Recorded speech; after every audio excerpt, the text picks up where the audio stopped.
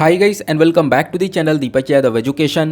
Welcome to the Daily Hindu News and Editorial Analysis of 27th of April 2022. तो guys आज है तारीख 27 अप्रैल 2022 और है वेडनेसडे। देखेंगे आज के द हिंदू कंप्लीट न्यूज़पेपर को। द हिंदू कंप्लीट न्यूज़पेपर को एनालाइज करेंगे, बट लेक्चर में आगे बढ़ने से पहले अगर आप लोग को इस लेक्चर का पीडीएफ चाहिए तो क्या करना है, सबसे पहले डाउनलोड करना है टेलीग्राम, देन उसके बाद जाके सर्च बॉक्स में टाइप करना है Deepak Yadav education. As you can see guys आप लोगों को ये वाला चैनल मिल जाएगा, इस पर क्लिक करना और जाकर इस चैनल को ज्वाइन कर लेना। देखो, अगर आप लोगों को इस तरीके से ये चैनल नहीं मिलता है तो नीचे डिस्क्रिप्शन बॉक्स में आप सभी लोगों को पीडीएफ लिंक के नाम से एक लिंक मिल जाएगा। जैसे आप लोग उस पर क्लिक करोगे ये चैनल ऑटोमेटिकली ओपन हो जाएगा, इसको जाकर ज्वाइन कर लेना। ज्वाइन करने से फ़ायदा क्या होगा, यहाँ पर आप लोगों को डेली बेसिस पर लेक्चर का पीडीएफ मिल जाता है, डेली करंट अफेयर के वीडियो का पीडीएफ मिल जाता है और डेली बहुत सारे डिजिटल नोट्स मिल जाते हैं। नाउ बढ़ते हैं आगे बढ़ने से पहले हमेशा की तरह हम लोग अपने लेक्चर को एक मैप के क्वेश्चन के साथ स्टार्ट करेंगे। तो आज आप सभी लोगों को मैप में जाकर देखना है अमामी आइलैंड्स को कहाँ पर है ये एग्जैक्टली लोकेटेड। अच्छे से मैप में देखना, देन उसके बाद आकर नीचे कमेंट सेक्शन में टाइप करना, जिससे कि आप लोग इसको लंबे समय तक याद रख पाओगे। साथ ही साथ एक क्वेश्चन सॉल्व करेंगे जो कि यूपीएससी प्रीवियस ईयर साल 2019 के प्रीलिम्स में पूछा गया था। डेली बेसिस पर हम लोग यहाँ पर एक प्रीवियस ईयर क्वेश्चन को भी सॉल्व करते हैं। क्वेश्चन बहुत इजी सा है, डेफिनेटली आप सभी लोग इसको सॉल्व कर पाओगे। यहाँ पे बोला गया हमारे संविधान के कौन से आर्टिकल में one's right to marry the person of one choice, जो ये स्टेटमेंट है इसको प्रोटेक्शन मिलती है। तो कौन से आर्टिकल में इस चीज़ के बारे में बताया गया है? ऑप्शन ए बोलता है article 19, option B article 21, option C article 25 या फिर ऑप्शन डी आर्टिकल 29। तो इसका सही आंसर आप सभी लोगों को नीचे कॉमेंट सेक्शन में देना है। एटलीस्ट सभी को इसमें पार्टिसिपेट करना है, जैसे मैं आप लोगों से डेली बेसिस पर बोलता हूँ। बाय द वे, इसका जो करेक्ट आंसर है वो मैंने आपको टेलीग्राम पर प्रोवाइड करवा दिया है, वहां से भी चेकआउट कर सकते हो। अदरवाइज उस प्रकार से आंसर आपको नहीं मिलता है तो भी कोई परेशान होने की जरूरत नहीं है। वीडियो के लास्ट में मैं आपके साथ इसके करेक्ट आंसर का डिस्कशन करूंगा। तो चलो शुरुआत करते हैं। यह है हमारा आज का सबसे पहला आर्टिकल जो कि पेज नंबर 1 के ऊपर मेंशन्ड आप लोगों को देखने को मिल जाएगा। इंपॉर्टेंट आर्टिकल है। यहाँ पे क्या हुआ, सुप्रीम कोर्ट ने 2 राज्यों की फटकार लगाई है। 2 राज्यों से काफ़ी सारी बातें बोली भी हैं। वो 2 राज्य कौन कौन से हैं? तो एक है उत्तराखंड और दूसरा हिमाचल प्रदेश। इनसे बोला गया कि आप कुछ स्टेप्स उठाओ, यानी आपको कुछ करना होगा। किस चीज़ के अगेंस्ट में? जो कम्युनल हेट है। आज के टाइम पर आप देख पाओगे रिलीजन के बेसिस पर आपको बहुत सारा हेट देखने को मिल जाएगा। 2 कम्युनिटीज़ के बीच में काफ़ी सारे कॉन्फ्लिक्ट्स क्रिएट हो जाते हैं। और ये सब कैसे हो रहा है? यहाँ पे बहुत सारे रीजंस है, जैसे कि हेट स्पीच हो गया। किसी ने यहाँ पर आप कह सकते हो कुछ इस प्रकार की हेट स्पीच दी है जिसकी वजह से 2 कम्युनिटीज़ वाले लोग भिड़ चुके हैं। ठीक है, 2 कम्युनिटीज़ के बीच में कॉन्फ्लिक्ट देखने को मिल जाता है। तो उस कॉन्फ्लिक्ट को रोकने के लिए उत्तराखंड और हिमाचल प्रदेश को कुछ ना कुछ स्टेप्स उठाने होंगे, ऐसा यहाँ पर सुप्रीम कोर्ट इन दोनों राज्यों से बोलता है। ऐसा क्यों बोलता है? यहाँ पे आप देख पाओगे ट्यूसडे में, यानी कल के दिन सुप्रीम कोर्ट ने ये सारी बातें रखी हैं इन दोनों राज्यों के सामने। इनसे बोला गया कि भाई देखो, हमने रिसेंटली इस प्रकार के केसेस देखे हैं। रिसेंटली यहाँ पर क्या देखा गया, आपने पता होगा उत्तराखंड के अंदर भी यहाँ पे हमने देखा था हेट स्पीच वाला केस निकल कर आया था जो कि बहुत पॉपुलर हुआ था। हमने काफ़ी बार इसके बारे में डिस्कशन किया था।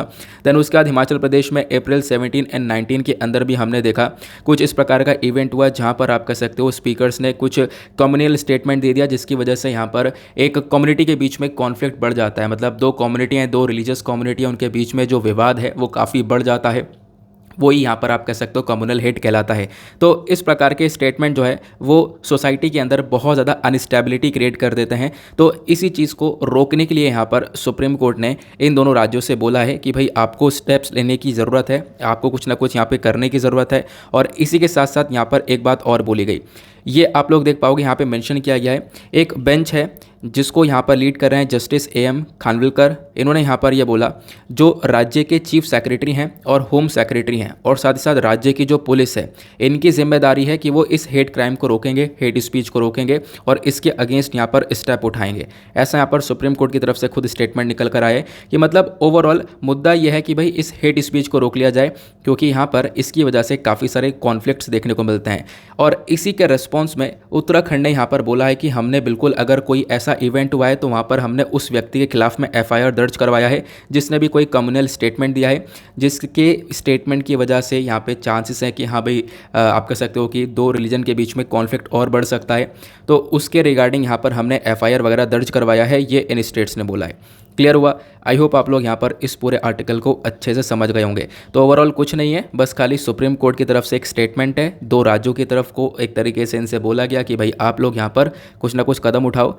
क्योंकि ये जो कम्युनल हेट है ये लगातार इंक्रीज़ हो रहा है। हम पिछले दिसंबर से देख रहे हैं लगातार एक ना एक इवेंट हम लोग को देखने को मिल जा रहा है, तो इसी वजह से ये काम करने की ज़रूरत है। उसके साथ साथ एक चीज़ और है, यहाँ पर सुप्रीम कोर्ट ने ये भी बोला इन दोनों से कि आप हमें एक्सप्लेन करो कि आपने क्या क्या एक्शंस लिए हैं, ठीक है, एक्शंस लिए भी या नहीं लिए, ये सारी बातें हम लोग को बताओ। और साथ ही साथ यहाँ पर जिन व्यक्तियों ने अभी रिसेंटली एक कम्युनल हेट के स्टेटमेंट दिए हैं, तो क्या उनके प्रति आप लोगों ने कोई एक्शन लिया या नहीं लिया, वो भी हम लोग को बताओ। ये यहाँ पर इस आर्टिकल का पूरा यहाँ पे निचोड़ है। आई होप आप लोग एक एक बात अच्छे से समझ चुके होंगे। उसके बाद फ्रंट पेज पर और कोई भी ऐसा आर्टिकल नहीं देखने को मिलेगा। जैसे यहाँ पर वैक्सीनेशन को लेकर चर्चा की गई है, अगेन यहाँ पर कोई भी खास इंपॉर्टेंट आर्टिकल नहीं है। आप डायरेक्टली चलते हैं एक और इम्पॉर्टेंट आर्टिकल की तरफ। नाउ यहाँ पर एक और इम्पॉर्टेंट आर्टिकल आता है हमारे एग्जामिनेशन के पॉइंट ऑफ व्यू से। खासकर यहाँ पे इस आर्टिकल के रिगार्डिंग मैं आपको काफ़ी सारा डेटा दूंगा जो कि डायरेक्टली आपको मेंस में हेल्प करेगा। हमारे चीफ जस्टिस ऑफ इंडिया का स्टेटमेंट है, इन्होंने यहाँ पर ये बोला कि काफ़ी सारे एफर्ट्स लगाए जा रहे हैं ताकि हम लोग अपने कोर्ट के इंफ्रास्ट्रक्चर को इम्प्रूव कर सकें। मतलब कि जो भी हमारे कोर्ट है, जो भी न्यायालय हैं, ठीक है, उनके इंफ्रास्ट्रक्चर को डेवलप कर सकें। क्योंकि आज के टाइम पे जो कंट्री के अंदर कोर्ट्स हैं वो काफ़ी सारी प्रॉब्लम्स से सफ़र कर रहे हैं। वो प्रॉब्लम्स क्या क्या हैं वो भी मैं आप लोगों को आगे बताने वाला हूँ। फिलहाल स्टेटमेंट ये है कि चीफ जस्टिस ऑफ इंडिया ने यहाँ पर बोला, एन वी रमन साहब ने, कि हम लोग यहाँ पर स्टेप्स उठा रहे हैं और लगातार ये काम चल रहा है ताकि हम लोग अपने कंट्री के कोर्ट के इंफ्रास्ट्रक्चर को एक तरीके से प्रॉपरली इंप्रूव कर पाएँ। क्योंकि इसको लेकर बार बार केस सुप्रीम कोर्ट के अंदर आया है, बार बार सुप्रीम कोर्ट के अंदर इस मुद्दे को उठाया गया है कि आज के टाइम पर जो फैसिलिटीज़ हैं कोर्ट्स के अंदर वो बहुत ज़्यादा कम है, इंफ्रास्ट्रक्चर की बहुत ज़्यादा कमी है, तो इसके लिए यहाँ पर कुछ करना चाहिए। तो इसी वजह से ये स्टेटमेंट निकल कर आया। बाकी काफ़ी सारे लोगों ने स्टेटमेंट दिए हैं, तो अगेन बहुत सारे स्टेटमेंट्स हैं, ये हमारे किसी काम के नहीं है, हमारे कहीं पर भी ये हेल्प नहीं मिलने वाली इसको लेकर, ठीक है। तो इसी वजह से मैं आप लोग को डायरेक्टली कुछ इंपॉर्टेंट बातें बताता हूँ कि आखिरकार ये प्रॉब्लम्स क्या है हमारे कोर्ट्स के साथ में, ठीक है, जो कि इस आर्टिकल में मेंशन नहीं है, लेकिन आर्टिकल से हटकर आप लोग को इन्फॉर्मेशन दी जा रही है। अपने पास नोट डाउन कर सकते हो। बाकी आपको जो लेक्चर का पीडीएफ है वो टेलीग्राम पर मिल जाता है, वहाँ से आप लोग जाके डाउनलोड करके इन सारी चीज़ों को एक्सेस कर सकते हो। यहाँ पे हम लोग बात करें तो जो हमारा इंफ्रास्ट्रक्चर है कोर्ट का वो डेफिनेटली काफ़ी सफ़र कर रहा है। हम लोग इंडियन जुडिशरी के इंफ्रास्ट्रक्चर के बारे में बात करें तो कोई भी प्रॉपरली आज के टाइम पर स्टेप्स उठाए नहीं जा रहे हैं, हम लोग काफ़ी पीछे चल रहे हैं। इनफैक्ट हमारे पास एक बहुत ज़्यादा मजबूत फैक्ट ये है कि जो टोटल स्ट्रेंथ है हमारे जुडिशल ऑफिसर्स की, मतलब जो भी जज हैं हमारे कंट्री के अंदर, वो लगभग आपको 24,280 के आसपास देखने को मिलेंगे। लेकिन क्या इन जज के बराबर हमारे पास कोर्ट अवेलेबल हैं? नहीं। तो यहाँ पर आप देख पाओगे जज की संख्या इतनी है, लेकिन जो नंबर ऑफ कोर्ट्स हैं हमारे पास जो अवेलेबल है वो सिर्फ और सिर्फ 20,143 कोर्ट्स अवेलेबल हैं। तो आप कह सकते हो कि यहाँ पे कोर्ट बहुत कम है। जज की जनसंख्या 24,000 पे प्लस है और कोर्ट हमारे पास 20,000 के आसपास अवेलेबल हैं, जिसमें से सबसे कंसर्न वाली बात यह है कि इन कोर्ट में से 620 ऐसे हॉल हैं जिनको रेंट पर लिया गया है। मतलब रेंट पर लेकर वहाँ पे काम चल रहा है, पूरा का पूरा कोर्ट का प्रोसेस चल रहा है। क्लियर हुआ? देन उसके बाद इन्होंने मेंशन किया गया, यहाँ पर आप देख पाओगे लगभग 17,800 रेजिडेंशियल यूनिट्स यहाँ पर देखने को मिल जाएंगे, जिसमें से लगभग 4,000 के आसपास रेंट पर लिए गए हैं। ये जुडिशियल ऑफिसर्स के लिए बताया जा रहा है, यानी जजेस के लिए आप देख पाओगे यहाँ पर ये रेजिडेंशियल यूनिट्स हैं, जिसमें से काफ़ी सारे आज के टाइम पर रेंट पर देखने को मिलेंगे। देन उसके बाद एक और बहुत बड़ी प्रॉब्लम यह है कि करंट टाइम पर जितने भी हमारे पास कोर्ट के कॉम्प्लेक्सेस हैं उन सब कोर्ट्स के अंदर लगभग 26% कोर्ट ऐसे हैं जिनके अंदर लेडीज़ के लिए सेपरेट टॉयलेट नहीं देखने को मिल पाएगा, ठीक है। और 16% ऐसे हैं जिनके पास 16% कोर्ट ऐसे देखने को मिलेंगे वहाँ पर जेंट्स टॉयलेट भी नहीं है। फिर उसके बाद यहाँ पर आप देख पाओगे 32% कोर्ट ऐसे हैं जिनके पास यहाँ पे अलग से रिकॉर्ड रूम है। मतलब बहुत कम कोर्ट आपको देखने को मिल पाएंगे जिनमें अलग से रिकॉर्ड रूम है, ठीक है। हालांकि सभी कोर्ट्स के अंदर ये फैसिलिटी होनी चाहिए, लेकिन बहुत कम कोर्ट्स के अंदर आज के टाइम पर अवेलेबल है। साथ साथ बताया गया सिर्फ और सिर्फ 51% कोर्ट के अंदर आपको लाइब्रेरी देखने को मिल जाएगी, तो ये भी अपने आप में एक कंसर्न बन जाता है। देन उसके बाद सिर्फ और सिर्फ 5% कोर्ट के जो कॉम्प्लेक्सेस हैं इन्हीं के पास मेडिकल फैसिलिटीज़ है। मतलब जितने भी हमारे पास जो भी 20,000 के आसपास जो कोर्ट्स हैं इनमें से सिर्फ और सिर्फ 5% कोर्ट्स के पास में मेडिकल फैसिलिटीज़ अवेलेबल देखने को मिल पाएगी। क्लियर हुआ। और यहाँ पे लाइब्रेरी के बारे में आपको बता चुका हूँ कि 51% कोर्ट्स के पास ही अभी सिर्फ और सिर्फ लाइब्रेरी देखने को मिलेगी। तो मतलब पता चलता है कि इंफ्रास्ट्रक्चर के मामले में हमारे जो कंट्री के कोर्ट्स हैं वो बुरी तरह से सफ़र कर रहे हैं डेफिनेटली। उसके बाद यहाँ पे बताया गया पेंडेमिक की वजह से कुछ ना कुछ स्टेप्स यहाँ पर उठाए गए थोड़े बहुत, अदरवाइज़ उससे पहले हालात और बुरे थे। इनफैक्ट आपको ये भी पता होना चाहिए कि जो हमारे कोर्ट्स हैं इनके अंदर पेंडेमिक से पहले वीडियो कॉन्फ्रेंसिंग वाला जो मोड है वो बहुत ही कम कोर्ट्स के अंदर हुआ करता था, मतलब नामात्र ये हुआ करता था। ठीक है, हालांकि जब पेंडेमिक आया उसके बाद यहाँ पे सारी चीज़ें वर्चुअली चलने लगी, वीडियो कॉन्फ्रेंस के माध्यम से केसेस को देखा जाने लगा। तो पेंडेमिक के बाद से यहाँ पर ये वीडियो कॉन्फ्रेंस वाला जो कॉन्सेप्ट है ये कोर्ट्स के अंदर अवेलेबल करवाया है। इससे पहले आपको ये वाला कॉन्सेप्ट भी नहीं देखने को मिल रहा था। तो ये सारी प्रॉब्लम्स आज के टाइम पर कोर्ट्स सफ़र कर रहे हैं। अपने पास इनको राइट डाउन कर लेना, इंपॉर्टेंट डेटा है, एक फैक्चुअल डेटा है जो कि डायरेक्टली आपको यहाँ पर हेल्प करेगा मेंस के अंदर। देन उसके बाद और क्या बताया गया, ये तो मैंने आपको बता दिया कि यहाँ इंफ्रास्ट्रक्चर के अंदर किस प्रकार से हमारी जुडिशरी सफ़र कर रही है। देन उसके बाद जुडिशरी के अंदर आपको ह्यूमन पावर की भी काफ़ी कमी देखने को मिल पाएगी, मतलब कि जजेस की संख्या भी बहुत ज़्यादा कम है। ये एक अलग से टॉपिक था, मैंने सोचा यहाँ पर इसको भी साथ साथ कवर कर लेते हैं, ये भी आपको डेफिनेटली हेल्प करेगा। यहाँ पर अगर हम लोग बात करें आज के टाइम पर जो जुडिशल अपॉइंटमेंट है वो बहुत ज़्यादा डिले होता है। ठीक है, बहुत ज़्यादा देरी से यहाँ पर जजेस को अपॉइंट किया जाता है। इनफैक्ट आपको पता होगा जजेस को अपॉइंट किया जाता है कॉलेजियम सिस्टम के माध्यम से, जिसमें यहाँ पर 5 लोग हैं, एक चीफ जस्टिस ऑफ इंडिया हैं, प्लस हमारे 4 यहाँ पर सीनियर मोस्ट जजेस हैं। तो ये मिलकर जजेस को अपॉइंट करते हैं, एक रिकमेंडेशन देते हैं कि हाँ इस वाले व्यक्ति को अपॉइंट होना चाहिए। तो इनका रिकमेंडेशन ही बहुत ज़्यादा देरी से आ रहा है, बहुत ज़्यादा डिले इसके अंदर देखने को मिल रहा है, ये बताया। उसके बाद रिक्रूटमेंट डिले हो रहा है। इनफैक्ट यहाँ पर हाई कोर्ट्स के अंदर भी आप देख पाओगे जो जुडिशरी है ये बुरी तरह से सफ़र कर रही है, बहुत ज़्यादा कम जजेस आपको देखने को मिल पाएंगे। कंट्री के अंदर बात करें हम लोग, जज और पॉपुलेशन का रेशियो वो बहुत ज़्यादा कम है, मतलब आप कह सकते हो बहुत सारे लोगों के ऊपर बहुत कम जजेस देखने को मिल पाएंगे, मतलब ज़्यादा केसेस भी इस प्रकार से देखने को मिल जाते हैं और जजेस हमारे पास कम रह जाते हैं। इनफैक्ट अगर मैं फैक्चुअल वाइज डेटा को लेकर बात करूं, अगर दूसरे देशों की हम लोग बात करें तो वहां पे जजेस का जो रेशियो है वो 50 से 70 जजेस पर मिलियन पीपल के ऊपर है, मतलब कि आप कह सकते हो लगभग 10 लाख लोगों के ऊपर 50 से 70 जजेस हैं जो कि यहाँ पर इन 10 लाख लोगों के केसेस को हैंडल कर सकते हैं। बट इंडिया के अंदर बात करें तो यहाँ पर आप कह सकते हो 10 लाख लोगों के ऊपर आप 20 जजेस को देख पाओगे, मतलब दूसरे देशों में 50 से 70 के आसपास जजेस है, लेकिन इंडिया के अंदर यहाँ पे मिलियंस के अंदर जो भी यहाँ पे मिलियन पीपल है, पर मिलियन पीपल के ऊपर आपको 20 जजेस देखने को मिल पाएंगे। क्लियर हुआ। तो ये भी यहाँ पर एक बहुत बड़ी सी प्रॉब्लम देखने को मिल पाएगी। और जैसा मैं आप लोगों को बता चुका हूँ कि पैंडेमिक से पहले थोड़े से हालात और बुरे थे, बट यहाँ पर पैंडेमिक के बाद में हमने देखा थोड़ा बहुत वर्चुअल लेवल पर काम होने लगा है, थोड़ा बहुत यहाँ पर वीडियो कॉन्फ्रेंस के माध्यम से भी चीज़ें सुधरी हैं। ठीक है, टेक्नोलॉजी थोड़ी सी कोर्ट्स के अंदर आई हैं, लेकिन उस लेवल पर नहीं आई हैं जिस लेवल पर होनी चाहिए थी। तो ये है हमारे पास कोर्ट इंफ्रास्ट्रक्चर के अंदर जो भी यहाँ पर कमियां हैं, जो भी लैक कर रहा है हमारा कोर्ट, वो सारी चीज़ें हैं। क्लियर हुआ। आगे चलते हैं अगले आर्टिकल पर, लेकिन उससे पहले जो वीडियो पर लाइक का बटन है उसको दबा देना, आपका सपोर्ट चाहिए होता है। सपोर्ट करके आप लोग यहाँ पर वीडियो को और ज़्यादा आगे बढ़वा सकते हो। यूट्यूब का एल्गोरिथम कुछ इस प्रकार से होता है कि आप लोग सपोर्ट करोगे तो वीडियो थोड़ा सा और आगे बढ़ेगा। ओके, आगे चलते हैं नेक्स्ट आर्टिकल की तरफ। देन अगला आर्टिकल भी बहुत ज़्यादा इंपॉर्टेंट होने वाला है हमारे एग्जामिनेशन के पॉइंट ऑफ व्यू से। इनफैक्ट हमने अभी जो 2 आर्टिकल कवर करे हैं दोनों ही पॉलिटी के पॉइंट ऑफ व्यू से इंपॉर्टेंट है, और ये वाला भी पॉलिटी के पॉइंट ऑफ व्यू से इंपॉर्टेंट है। यहाँ पे बात की गई है सुप्रीम कोर्ट आज जो है 2 पिटिशंस को देखने वाला है, 2 याचिकाओं को देखेगा। वो पिटिशंस किस चीज़ को लेकर है, वो है सेडिशन लॉ को लेकर, यानी देशद्रोह के जो कानून हैं उसको लेकर। सुप्रीम कोर्ट ने बोला है कि भाई हम आज इन 2 पिटिशंस को देखेंगे जहाँ पर सेडिशन लॉ को चैलेंज किया गया है कि भाई सेडिशन लॉ गलत है। ठीक है, ये बहुत पुराने ज़माने का है, अंग्रेज इसको लेकर आए थे। इनफैक्ट अंग्रेज़ों ने अपने देशों में यहाँ पर इसको ख़त्म कर दिया है, लेकिन इंडिया में अभी भी ये चल रहा है, जिसकी वजह से काफ़ी सारे कंसर्न्स देखने को मिल जाते हैं, लोगों के ऊपर दबाव डाला जाता है, लोगों को यहाँ पर डरा दिया जाता है इस सेडिशन लॉ की वजह से। ठीक है, तो ये यहाँ पर केसेस निकल कर आते हैं। तो इस सेडिशन लॉ को हटाना चाहिए। ठीक है, क्योंकि यहाँ पर आप कह सकते हो सभी जगह से ख़त्म हो चुका है, तो इंडिया से भी इसको ख़त्म कर देना चाहिए। तो इसको लेकर जो भी पिटीशन वगैरह है वो सब आज यहाँ पर सुप्रीम कोर्ट इसकी सुनवाई करेगा। देन उसके बाद अगेन ये आर्टिकल कल हम लोग फिर से देख सकते हैं न्यूज़पेपर के अंदर। बट यहाँ पे सिर्फ इतनी इन्फॉर्मेशन है, बाकी यहाँ पर आप लोग खुद पढ़ पाओगे, कुछ भी बाकी काम का नहीं मिलेगा। ठीक है, 1% भी काम का नहीं मिलेगा। जो बातें मैंने आप लोगों को बता दी वही इसके अंदर आपको मतलब न्यूज़ समझने के लिए उतना काफ़ी है। बट यहाँ पे सेडिशन लॉ है क्या, वो हमें समझना ज़रूरी है, क्योंकि उसी को लेकर क्वेश्चन बनना है डेफिनेटली।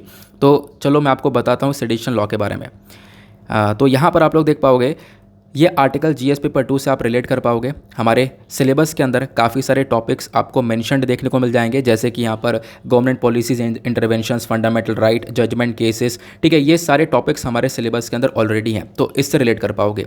अब बात करते हैं आखिरकार सेडिशन लॉ है क्या, इसका हिस्टोरिकल बैकग्राउंड क्या है। देखो, ये जो सेडिशन लॉ है यानी देशद्रोह के चार्जेस यहाँ पे लोगों के ऊपर लगा दिए जाते हैं। सेडिशन लॉ को लाया गया था 17th सेंचुरी में, ठीक है, 17th सेंचुरी इंग्लैंड के अंदर यहाँ पर इसको लाया गया, जब लॉ मेकर्स यानी कि जो भी कानून बनाने वाले लोग थे, ठीक है, वो लोग यहाँ पर देखते थे और मतलब ये देखते थे कि भाई सरकार है तो सरकार के ओपिनियन में ही यहाँ पर मतलब जो लोग हैं वो सरकार को फेवर करें, हमेशा सरकार के अगेंस्ट में कुछ ना बोले। अगर सरकार के अगेंस्ट में बोलते हैं तो उनके ऊपर ये सेडिशन चार्जेस लगा देंगे, देशद्रोह के चार्जेस लगा देंगे, उनको अरेस्ट करवा दिया जाएगा। तो मतलब अंग्रेज़ों का यहाँ पर एक कॉन्सेप्ट था कि जो सरकार जो कर रही है वो सही कर रही है, सरकार के मतलब जो भी सरकार ने बोला है वो बिल्कुल मतलब सही है। इनफैक्ट इस प्रकार की चीज़ें लेकर आई गई थी। और अगर मान लो सरकार के रिगार्डिंग कोई भी बैड ओपिनियन आता था तो यहाँ पर आप कह सकते हो कि उसके ऊपर, उस व्यक्ति के ऊपर यहाँ पर सेडिशन के चार्जेस लगा दिए जाते थे। नाउ ये जो कानून है सेडिशन का, इसको ओरिजिनली ड्राफ्ट किया गया था 1837 में। एक व्यक्ति थे थॉमस मैकले, इनके थ्रू। ब्रिटिश हिस्टोरियन पॉलिटिशियन थे ये व्यक्ति, इन्होंने यहाँ पर इसको लेकर आए और साथ ही साथ देन उसके बाद आईपीसी के अंदर जो हमारा इंडियन पिनल कोड है इसके अंदर इनेक्ट किया गया है इस वाले सेडिशन लॉ को। तो जो हमारा इंडियन पिनल कोड है वो आया 1860 के अंदर। देन उसके बाद यहाँ पे बताया गया जो सेक्शन 124A है, मतलब कि हमारे आईपीसी के अंदर जो सेक्शन 124A है इसको बाद में हमने 1870 में ऐड किया एक अमेंडमेंट के माध्यम से। और ये जो पूरा का पूरा अमेंडमेंट था ये सब इंट्रोड्यूस किया गया था सर जेम्स स्टीफन के थ्रू। इन्होंने बोला कि बिल्कुल यहाँ पर इस प्रकार के ऑफेंसेस देखने को मिल सकते हैं और इससे हमें डील करने की आवश्यकता है, इसी वजह से हम लोग सेडिशन को डाल रहे हैं आईपीसी के अंदर। और तब से आज के टाइम तक जो हमारा इंडियन पिनल कोड है उसके अंदर सेक्शन 124A के अंदर आपको सेडिशन देखने को मिलेगा। इनफैक्ट आईपीसी के इस सेक्शन के अंदर लिखा हुआ है सेडिशन एक क्राइम है, ठीक है, यहाँ पर देशद्रोह एक क्राइम है। ये आप लोग देख पाओगे, ये यहाँ पर इस आर्टिकल के अंदर भी मेंशन्ड है जो कि मैंने अभी आप लोगों को दिखा दिया। देन अब आखिरकार ये सेक्शन 124A आईपीसी का एग्जैक्टली क्या बोलता है हमें ये भी बता दो, क्योंकि ये भी इंपॉर्टेंट है। हाँ, तो देखो यहाँ पे सेक्शन 124A ये बोलता है कि सेडिशन एक ऑफेंस है, एक क्राइम है। अब कैसा क्राइम है ये, मान लो कोई व्यक्ति है वो अगर बोल कर, लिख कर, ठीक है, अपना साइन कर कर या अपना विजिबल रिप्रेजेंटेशन देकर अगर कुछ हैट्रेड फैला रहा है या फिर सरकार के अगेंस्ट हैट्रेड फैला रहा है तो कहीं ना कहीं उसके ऊपर ये सेडिशन के चार्जेस लग सकते हैं, ठीक है। तो आपको ध्यान रखना है, वो हैट्रेड फैला रहा है, सरकार के अगेंस्ट में हैट्रेड फैला रहा है और अगर उसका कहीं ना कहीं रोल है, उसने अगर लिख कर ये काम किया है, बोल कर किया है, ठीक है, या फिर साइन करा है किसी चीज़ के ऊपर, अपना विजिबल रिप्रेजेंटेशन दिया है, तो बेसिकली यहाँ पर उसके ऊपर सेडिशन के चार्जेस लगे मतलब सकते हैं। क्लियर हुआ। देन उसके बाद यहाँ पे बताया गया कि अब इस सेडिशन के चार्जेस मान लो किसी के ऊपर लगाए गए तो उसके लिए उस व्यक्ति को क्या क्या पनिशमेंट मिल सकती है। सबसे पहली चीज़ तो ये जो सेडिशन है ये एक नॉन बेलेबल ऑफेंस है। होता है ना कि यहाँ पर बहुत सारे अपराध होते हैं जहाँ पर बेल मिल जाती है, बट यहाँ पर सेडिशन के केस में कोई भी बेल प्राप्त नहीं होती है। ये जो पनिशमेंट है यहाँ पर आप देख पाओगे इसमें जेल हो जाती है लगभग 3 साल की और इसको बढ़ाया भी जा सकता है, प्लस 3 साल की जेल के बाद यहाँ पर फाइन भी ऐड किया जा सकता है, ये आप लोग देख पाओगे। साथ ही साथ यहाँ पर उस व्यक्ति को गवर्नमेंट जॉब से बिल्कुल दूर कर दिया जाएगा, प्लस उसको बिना पासपोर्ट के रहना होगा, प्लस यहाँ पर जब जब कोर्ट उसको बुलाएगा तब तक यहाँ पर कोर्ट के अंदर उसको अवेलेबल होना पड़ेगा। अगर किसी के ऊपर सेडिशन चार्जेस लगते हैं तो उसको ये सारी पनिशमेंट मिलती हैं। अब बात यह है ना कि क्यों लोग इसको हटाने के पीछे पड़े हुए हैं, क्यों लोग यहाँ पे बोल रहे हैं कि भाई हट जाना चाहिए। इसलिए क्योंकि आज के टाइम पर इस सेडिशन लॉ को काफ़ी सारे मतलब इश्यूज से देखा जाता है, इसमें काफ़ी सारी प्रॉब्लम्स देखी जाती हैं। इसको लेकर एक मेंस का क्वेश्चन भी आया हुआ था, तो आप लोग इसके बारे में ज़रूर ध्यान से सुनते हुए चलना। अब सेडिशन लॉ के अंदर क्या क्या दिक्कत है, सबसे पहली दिक्कत यह है कि कॉलोनियल एरा का रिलेक है। रिलेक मतलब यहाँ पर अवशेष, या फिर आप कह सकते हो कि ये बहुत पुराने ज़माने का यानी अंग्रेज़ लेकर आए और इनफैक्ट उन्होंने खुद अपने पास से ख़त्म कर दिया। इंडिया के अंदर अभी भी यहाँ पर ये सेडिशन चल रहा है। क्लियर हुआ, ये यहाँ पर बताया गया। इनफैक्ट इस सेडिशन की वजह से क्या हुआ था, जो लोकमान्य तिलक जी थे, महात्मा गांधी जी थे, जवाहरलाल नेहरू जी, भगत सिंह जी, ठीक है, इन सब के ऊपर यहाँ पर इस सेडिशन के चार्जेस लगाए गए थे। इनको कॉन्विक्ट किया गया था क्योंकि यहाँ पर इन्होंने बेसिकली क्या किया, ये सरकार के अगेंस्ट में खड़े हुए। देन उसके बाद आप कह सकते हो ब्रिटिश रूल के टाइम पर इनके ऊपर सेडिशन के चार्जेस लगाए गए। क्लियर हुआ? आई होप आप लोग को यहाँ पर ये भी काफ़ी अच्छे से समझ में आ चुका होगा। देन उसके बाद यहाँ पे बताया गया कि भाई जो ये सेडिशन के लॉ हैं जो आज के टाइम तक हम लोग इसका इस्तेमाल कर रहे हैं, तो कहीं ना कहीं यहाँ पे पता चलता है कि भाई हम लोग कॉलोनियल एरा को वापस से रिकॉल कर रहे हैं। ठीक है, तो ये यहाँ पे सबसे बड़ी प्रॉब्लम है। दूसरी प्रॉब्लम यहाँ पर देखने को मिल जाएगी कि अगर हम लोग इसको अभी भी यूज़ कर रहे हैं तो इससे क्या हो रहा है, कहीं ना कहीं जो फ्रीडम ऑफ स्पीच है, क्योंकि मान लो यहाँ पर क्या हो रहा है, कोई व्यक्ति अगर सरकार के अगेंस्ट में बोल दिया, ठीक है, अब हालांकि यहाँ पर जेन्युइन बात के ऊपर ही, मतलब आप कह सकते हो कि मान लो वाकई में सरकार ने यहाँ पर कोई काम ऐसा किया है जिसको क्रिटिसाइज़ किया जा रहा है, ठीक है, तो वहाँ पर सेडिशन के चार्जेस नहीं लगेंगे। लेकिन यहाँ पर कोई व्यक्ति फालतू में क्रिटिसाइज़ कर रहा है, देन उसके बाद यहाँ पे सेडिशन के चार्जेस लगाए जा सकते हैं। लेकिन यहाँ पर आप देख पाओगे काफ़ी सारी पॉसिबिलिटी ऐसी देखने को मिलती है जो फ्रीडम ऑफ स्पीच है, यानी कि लोगों के पास बोलने का हक है, अपने आप को एक्सप्रेस करने का हक है, वो कहीं ना कहीं यहाँ पे आप कह सकते हो वो कर्टेल होता हुआ नजर आएगा, उसके ऊपर कहीं ना कहीं रिस्ट्रिक्शंस लगते हुए नजर आएंगे, तो ये कहीं ना कहीं वॉयलेट होता हुआ नजर आएगा। क्लियर हुआ? फिर उसके बाद यहाँ पे लोग प्रॉपर प्रोटेस्ट वगैरह नहीं कर पाएंगे। ठीक है, तो ये चीज़ें आप कह सकते हो लोगों के पास राइट टू प्रोटेस्ट है, उनके पास हक है प्रोटेस्ट करने का, तो वो कहीं ना कहीं राइट भी वॉयलेट होता हुआ नजर आएगा इस सेडिशन की वजह से। तो ये सारी चीज़ें हो रही हैं, इसी वजह से सेडिशन को हटा देना चाहिए, इस प्रकार की मांग रहती है। देन उसका यहाँ पे बताया गया सुप्रीम कोर्ट का एक जजमेंट है, Kedarnath Singh versus state of Bihar case हुआ था 1962 के अंदर। वहाँ पे सेडिशन को बहुत ज़्यादा लिमिट करने के लिए बोल दिया गया था। इनफैक्ट यहाँ पर सुप्रीम कोर्ट का खुद का ऑर्डर, लेकिन उसके बाद भी यहाँ पर ये सेडिशन के चार्जेस लगाए जाते हैं, इस वजह से हटा देना चाहिए। फिर हमने देखा कि अभी रिसेंटली काफ़ी अच्छे तरीके से सुप्रीम कोर्ट के थ्रू काफ़ी अच्छे स्टेप्स उठाए गए, जैसे कि फरवरी 2021 की बात करें, पिछले साल की, तो सुप्रीम कोर्ट ने एक पॉलिटिकल लीडर को प्रोटेक्ट किया था और लगभग 6 सीनियर जर्नलिस्ट को भी प्रोटेक्ट किया, क्योंकि इनको अरेस्ट कर लिया गया था सेडिशन के चार्जेस के अंडर में, तो सुप्रीम कोर्ट ने इनको बचाया। ठीक है, उसके बाद आप देख पाओगे जून 2021 के अंदर सुप्रीम कोर्ट ने 2 तेलुगु चैनल्स को, ठीक है, जो तेलुगु न्यूज़ चैनल्स थे, इनके ऊपर भी सेडिशन के चार्जेस लगा दिए गए थे आंध्र प्रदेश सरकार की साइड से, तो यहाँ पर आप कह सकते हो इनको भी यहाँ पर बचाया। तो प्लस यहाँ पे रिसेंटली काफ़ी सारे केसेस देखने को मिले हैं जहाँ पर सुप्रीम कोर्ट ने बोला कि आप ऐसे केस में सेडिशन के चार्जेस नहीं लगा सकते हो, ये यहाँ पर फालतू में लगाया जा रहा है। तो इसी वजह से ये कंसर्न उठता है सेडिशन को लेकर। आई होप आप लोगों को यहाँ पर इस आर्टिकल को लेकर भी एक प्रॉपर एनालिसिस मिल चुका है, एक डिटेल्ड इन्फॉर्मेशन 360 डिग्री के अंदर ये पूरा का पूरा आर्टिकल कवर हो चुका है। आगे चलते हैं नेक्स्ट आर्टिकल पर। देन उसके बाद आपको एक आर्टिकल ये देखने को मिल पाएगा, ठीक है, ये भी पॉलिटी का ही है, लेकिन इस आर्टिकल में कुछ है नहीं, इसमें कुछ पढ़ेंगे नहीं। ये आर्टिकल आप देख पाओगे कुछ दिनों में चर्चा में आने वाला है। आपको पता होगा कर्नाटका के अंदर हिजाब कंट्रोवर्सी हुई थी, जहाँ पर स्कूल्स के अंदर हिजाब को अलाउ नहीं किया गया था, है ना। तो इसी चक्कर में जो केस है कर्नाटका हाई कोर्ट में पहुंचा, तो कर्नाटका हाई कोर्ट ने भी यहाँ पर हिजाब को अलाउ नहीं किया। देन उसके बाद यहाँ पर जो एक तरीके से गर्ल्स थी, उन्होंने यहाँ पर सुप्रीम कोर्ट तक इस केस को पहुंचाया, और सुप्रीम कोर्ट ने अब ये करंट टाइम पे स्टेटमेंट ये दिया है कि ये जो हिजाब को लेकर कंट्रोवर्सी है, पूरा का पूरा ये जो पिटीशन जारी किया गया है, इसको आने वाले 2 दिनों में देखा जाएगा। ठीक है, तो थोड़े दिन के लिए वेट कर लो। यहाँ पर चीफ जस्टिस ऑफ इंडिया ने खुद बोला है please wait for 2 days. Then 2 दिन के बाद यहाँ पर इस पूरे के पूरे कंट्रोवर्सी को प्लस हिजाब का ये जो मुद्दा है वो फिर से देखा जाएगा सुप्रीम कोर्ट के अंदर। क्लियर हुआ? तो आने वाले टाइम पर ये आर्टिकल चर्चा में आ सकता है, अदरवाइज यहाँ पर आज इसमें पढ़ने लायक कुछ नहीं है। बाकी एक थंबनेल है, थंबनेल वाला आर्टिकल मैं आपके साथ थोड़ी देर में डिस्कस करूंगा, वो भी बहुत इंपॉर्टेंट है। ठीक है, कर्नाटका के अंदर अभी तक हिजाब कंट्रोवर्सी थी, अभी एक वायबल कंट्रोवर्सी भी देखने को मिली है। वो कंट्रोवर्सी क्या है आपको मैं अच्छे से समझाऊंगा, थोड़ा सा वेट करो। अगले आर्टिकल पर चलते हैं। पहले तो नेक्स्ट एक और छोटा सा आर्टिकल है। अब यहाँ पर भी कुछ इंपॉर्टेंट चीज़ें और डेफिनेटली पॉसिबिलिटी तो है कि यहाँ क्वेश्चन बन सकता है। ये वाला आर्टिकल जो आप लोग देख पा रहे होंगे, यहाँ पे मेंशन किया गया है सिल्वर लाइन प्रोजेक्ट के बारे में। आपको पता होगा आज से मैंने लगभग 1 महीने पहले कवर किया था, इसी वजह से मैं आज इसको दोबारा कवर कर रहा हूँ ताकि आपका रिवीजन भी हो जाएगा। सिल्वर लाइन प्रोजेक्ट क्या है मैं आपको समझाऊंगा, बट हो क्या रहा है, केरला के अंदर इस पर्टिकुलर प्रोजेक्ट को लेकर काफ़ी सारे विवाद हो रहे हैं। बहुत सारे लोग यहाँ पर इस प्रोजेक्ट के सपोर्ट में हैं और बहुत सारे लोग इस प्रोजेक्ट के अगेंस्ट में आपको देखने को मिल जाएंगे। ठीक है, और इसी चक्कर में एक डिबेट चल रहा था। ठीक है, फेवर में अगेंस्ट में सब लोग थे। इसमें से क्या हुआ, जो 2 पैनलिस्ट हैं उन्होंने यहाँ पर विड्रॉ कर लिया इस पूरे डिबेट से। बहुत सारे डिस्प्यूट हो रहे हैं, जब से इस प्रोजेक्ट के बारे में चर्चा आई है तब से लगातार विवाद में आ चुका है। इनफैक्ट हम लोगों ने फरवरी के मंथ में कवर किया था, जनवरी में कवर किया था, बहुत ज़्यादा यहाँ पर चर्चा में। तो है क्या ये डिस्प्यूट, मैं आपको थोड़ा सा समझाता हूँ ताकि आप लोगों को यहाँ पर थोड़ा सा इसके बारे में पता चल सके, क्योंकि एक इंपॉर्टेंट मुद्दा है ये।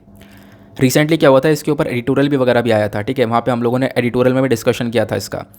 तो केरला सिल्वर लाइन प्रोजेक्ट क्या है, इस आर्टिकल को आप लोग जीएस पेपर 2 और 3 दोनों से रिलेट कर पाओगे। कॉन्टेक्स्ट अगर हम लोग देखें तो रिसेंटली काफ़ी प्रोटेस्ट चल रहे थे, बहुत ज़्यादा प्रोटेस्ट चल रहे, बोला गया भाई इस प्रोजेक्ट को इम्प्लीमेंट नहीं करना चाहिए।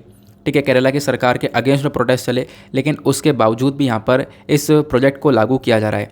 मुद्दा क्या है? मुद्दा यह है कि देखो आज के टाइम पर जो बहुत सारे लोग हैं वो सिल्वर लाइन प्रोजेक्ट, देखो केरला का इस प्रोजेक्ट का नाम क्या है? Silver line project. अभी ये क्या है मैं आपको थोड़ा सा बताऊंगा अच्छे से, बट अभी समझने के लिए आपको यहाँ पे समझना यह है कि इस प्रोजेक्ट के अगेंस्ट में बहुत सारे लोग प्रोटेस्ट कर रहे हैं। प्रोटेस्ट ये कर रहे हैं कि प्रोटेस्ट करते करते लोगों के थ्रू 2-3 क्वेश्चन उठाए जा रहे हैं। क्वेश्चन पहला ये उठाया गया कि जो इतना महंगा ये प्रोजेक्ट है ये केरला कैसे अफोर्ड करेगा। पहले से काफ़ी सारे यहाँ पर कर्जा आपको देखने को मिलेगा, तो और भी यहाँ पर कैसे पैसा आएगा केरला के पास में, ये पहला यहाँ पर क्वेश्चन उठाया जा रहा है। दूसरा क्वेश्चन ये उठाया जा रहा है जब इस प्रोजेक्ट को लगाएंगे तो इससे हमारे एनवायरनमेंट के ऊपर एक नेगेटिव इम्पैक्ट पड़ेगा। ठीक है, यहाँ पे हम लोग फोकस कर रहे हैं क्लाइमेट चेंज को टैकल करने के लिए, कार्बन न्यूट्रल बनने के लिए। दूसरी तरफ इस प्रकार के अगर प्रोजेक्ट लगाए जाएंगे तो इससे बहुत ज़्यादा पोल्यूशन क्रिएट होगा। ये यहाँ पे दूसरा क्वेश्चन उठाया जा रहा है लोगों के थ्रू।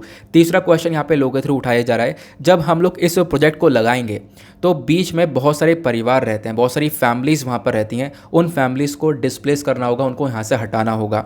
तो ये क्या क्या इसकी प्लानिंग हो सकती है, तो इसको लेकर भी काफ़ी सारे कंसर्न्स उठाए गए हैं। तो ये 3 प्रॉब्लम्स यहाँ पर इस सिल्वर लाइन प्रोजेक्ट को लेकर देखने को मिलती हैं।